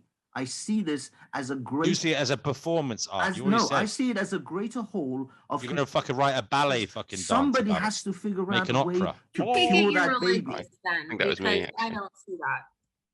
I don't see that, and I wouldn't wish that on a baby, and I wouldn't see that. I wouldn't see a baby having leukemia as a purpose. I would never ever say that. I see it all because I guess this is the problem. You have a very nihilistic view of the world. Now, I'm not even religious. But the religious groups would say this is God's message, or God's. There's some sort of godly hand in this. But even as just a non-theistic perspective, every human being that is born into this world, no matter how short a lifespan they have and how much suffering they do or they don't, they will put something into this world that wasn't there before they came. And even yourself and all the experiences you have. The funny thing is, you guys always talk about avoiding suffering, but you don't say that you want to deny people joy as well. You are joy deniers. You want a human being never to. As I've already said to you, there's people the who world pay the price for requires. the joy, and I don't think the joy is worth the suffering of those people. It's not that I want to deny people joy. I want to bring joy to people that have had a hard upbringing, people that question their purpose, people that question their meaning, people that feel like they're in an overcrowded world, which they are. But I don't think adding to that scenario is beneficial to anyone. And if you're denying that, then you're just denying logic at this point. No, I think it is absolutely beneficial, and it's absolutely essential to add to those numbers and to humanity as a whole. Every human being will bring something unique into this world that was not there before it. And you are denying other human beings, or you wish to influence and if you like, push other people to deny that, to have children, to deny the world and the humanity as a whole, the particular.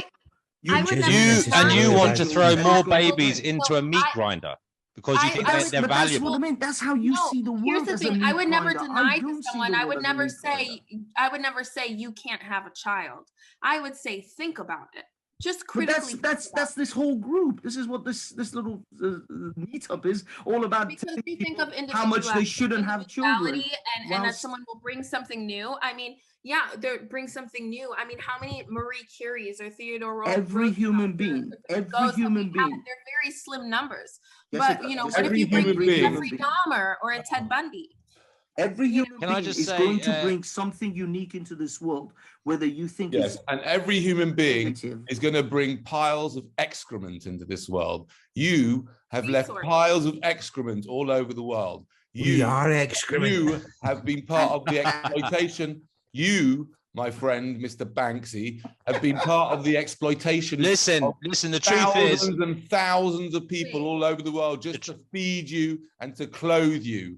And so don't give me this BS about at the same time, every human being brings something unique into this world. They absolutely do. And they bring. What about this? Okay, so everybody in this room right now, in this chat, on mics, on their cameras, brought something different and brought something new, brought their opinions here today. Are you not enough? Like, do you think that you are not enough? He wants another Vincent Van Gogh to blow his fucking brains out. Can I say something quickly? I'm alive right now. By the time your kids are grown, I'm going to be too old to give a fuck. But what I see at my age and when I'm interacting with the world, it matters to me right now. Therefore, I learn from everyone, whether it's controversial opinions or similar ones to me, and they add on to them. I care and I listen and I'm open and I'm engaging because I think I matter a lot and I think everybody here matters. I don't think you need to reproduce offspring to matter. And I think, in fact, the way you conduct yourself now is the most important thing you can do for the world. And limiting suffering doesn't make you a bad person.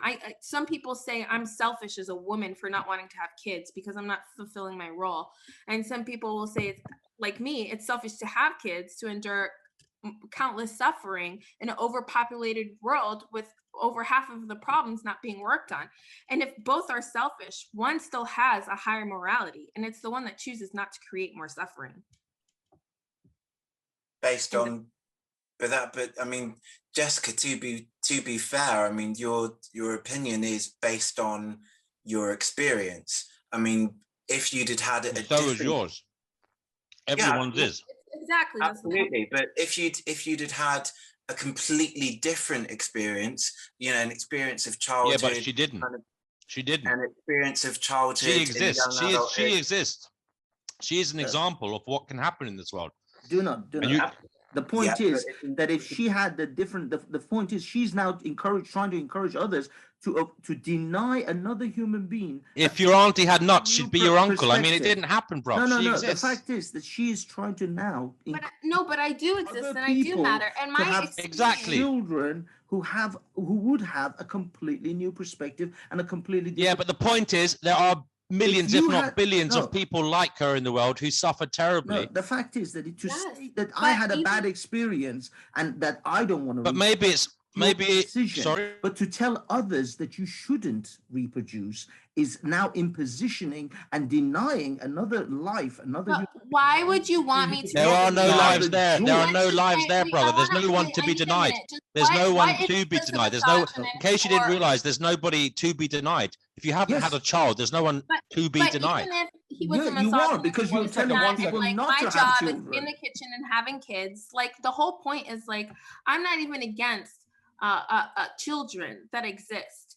There are so many that need love every single year, and they're in the foster care system, and something around 800,000 kids alone in the US a year go missing in the foster care system that end up in sex trafficking. Like, you know, like what about those boys and girls? No, Jessica, please don't, because each one of them brings something unique into this world, don't they? Listen, my But each friend of them Banksy, did. I'm going to give you one last opportunity to speak, and then I've had enough of your bullshit. Listen to me, mate. Let me ask you a question. How old are you? I don't like to say that on the internet. No, but come on, say how old you are. What I'm are you in my talking about? I'm in my late 30s. You're in your late 30s, you absolute bastard. Do you realize you have denied at least 20 human beings from coming into existence? You're nearly in your 40s. I'm planning to make up you for it. horrible, nasty I'm piece of planning to work, start you. the baby factory soon. Yeah, right. Genghis Khan had 4,000 not children. I mean, he could apologize. have had thousands of kids by now. You fucking loser. I mean, what are you doing? You could have killed 4,000 people by now. You could have fucking made like at least 500 people have depression by now. What are you doing, man? Well, as I Seriously, said, I'm planning to. I mean, at least I'm planning to 2% of open those the people, baby factory at least 50% of those people would have got cancer. Like, what are you doing? Even in Banksy's statement of the only reason to reproduce would be for the smart people to outweigh the dumb people. You know, like I've seen every time I rode the train over into the city in Philadelphia and I passed Camden and I saw the streets where they'd pass out like heroin and weed, you name it, are there straight jackets, and they would have like 5 kids on their porch.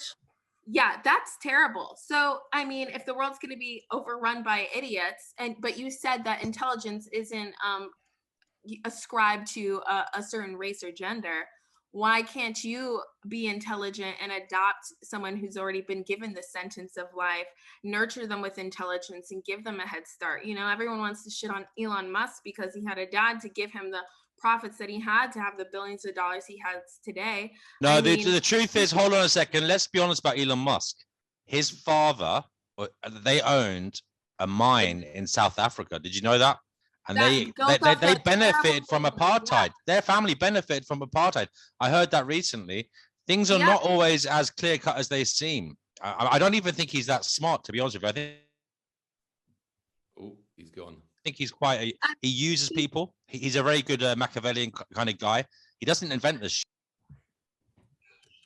No, he doesn't. I think that, but still what I'm trying to get at is people that are more fortunate and in your club of, you don't want idiots running the world. You want people with wealth, status, power, access to education. You can still adopt. There are plenty of people. There are too many people. And it'll always be just the wrong answer to, hey, have another one and put this person in to suffer with everyone else so that hopefully they're more intelligent. Spin the fucking wheel. Spin the wheel. Let's see what happens to this person. You know. Anyway, ladies and gentlemen, I think we have to call this to a close. It's nearly 4 hours. Okay.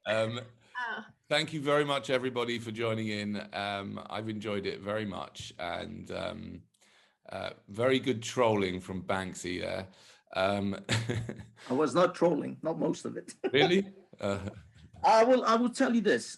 When it comes to the centralized birthing units, this planet will eventually get there. I actually think it will. I actually think it will. If you watch, there's a film on Netflix about CRISPR technology. I hope so. That's the New World Order nightmare that we don't want, though. That's exactly what the New World Order want. It's exactly what we should fight tooth and nail to not have this kind of dictated, gene spliced, these people reproduce, these people don't, controlled We can have both. Why? It's the beauty No, of I don't think we can have. existence, We right? can have both. The sad thing is we'll have both. the people who'll be able to afford this first, right, will be narcissistic psychopaths. You know, the people with serious amounts of money. Well, it's going to be very crazy.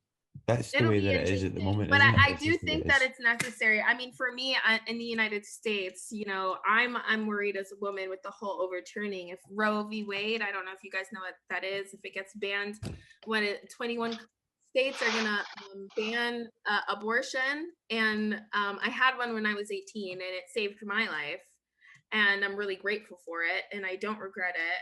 I saved 2 lives, not just one. From the circumstances I was in. And so for me, any other option, because I don't want to, I just don't want to go through the birth process, and that's something I've sworn off. And I know that could turn into a whole different conversation. So Before we go, is there anybody else that wants to talk, Danny? Because there is a couple of people there. Just for a second, can I just before I go to bed, I just want to say I'm glad that everyone here's mum and dad had them. I chose to have them because you all really have made my night a better night. What I actually want to say is Danny, thank you very much for your thing during the COVID thing. It was really, it was great. It was great. It brought happiness to my life in a way that no one else in my circle did. I'll tell my dad the next time I speak to him. Tell him, man. Tell him he did a good job. you Like, said bless you, that. mate. You're a good man. I do give him a bit of a hard time about it. I look forward to heckling you at the That's all I Speaker's want to Corner say. at some point, Danny. Have a great night. All right. Is anybody who hasn't spoken? This is your last chance. If anybody hasn't spoken, do you want to say anything quickly? Can I say that I just really enjoy this? You're a phenomenal host. You're a very well-mannered, eloquent man. You have made this an amazing experience for me, and I just really appreciate being here. Thank you, and I really, really appreciated your words, and you sound. I don't know how to put this, but like, firstly, just sharing what you've been through is very courageous, and you sound like you've, I don't know, you sound Thought like this over 1,000 times. wise and very. Well, it's just really a pleasure to hear you, and especially knowing what you've been through. It's amazing. Thank you. Okay, so this is your last chance. Anybody who hasn't spoken? I second what Jessica said, Danny. You're my favorite YouTube channel, and I have binge watched almost every single video on there. But sorry. No wonder you're an antinatalist. It was a real pleasure to be here, man. Thank you. Pleasure. It was lovely having you too, listening to you. Okay, guys. Wish you all a wonderful evening or whatever it is you're coming up to, or night or morning. And until next time, stay safe in the bedroom. Save lives. Oh, yo, and if anybody wants to connect, you can find me Instagram at Vegan Equilibrium, or YouTube Vegan Equilibrium. So Okay. Let me just take, does anybody else want to do a plug for connection? Yeah, Banksy Star Live on YouTube and all other platforms. Star Live. Let me just take that down. Hold on. I just want to. Can you do the other one before? Because I just want to take a note. Vegan Equilibrium. Vegan Equilibrium. Okay. Anybody else? Yes. A cardinal consideration. Cardinal consideration. A cardinal consideration. A cardinal. Is that 3 words? Oh yeah, he's awesome. Phenomenal. Oh, okay. Oh, good. I haven't come across him, so I'll look forward to that. Don't forget, do not watch. Oh, thank you. Who's he? Yes, who is he? Have a good Danny. The international fan of mystery. Bye. Bye. Bye. Take care, everyone. Bye. Thank you very much. Thank you.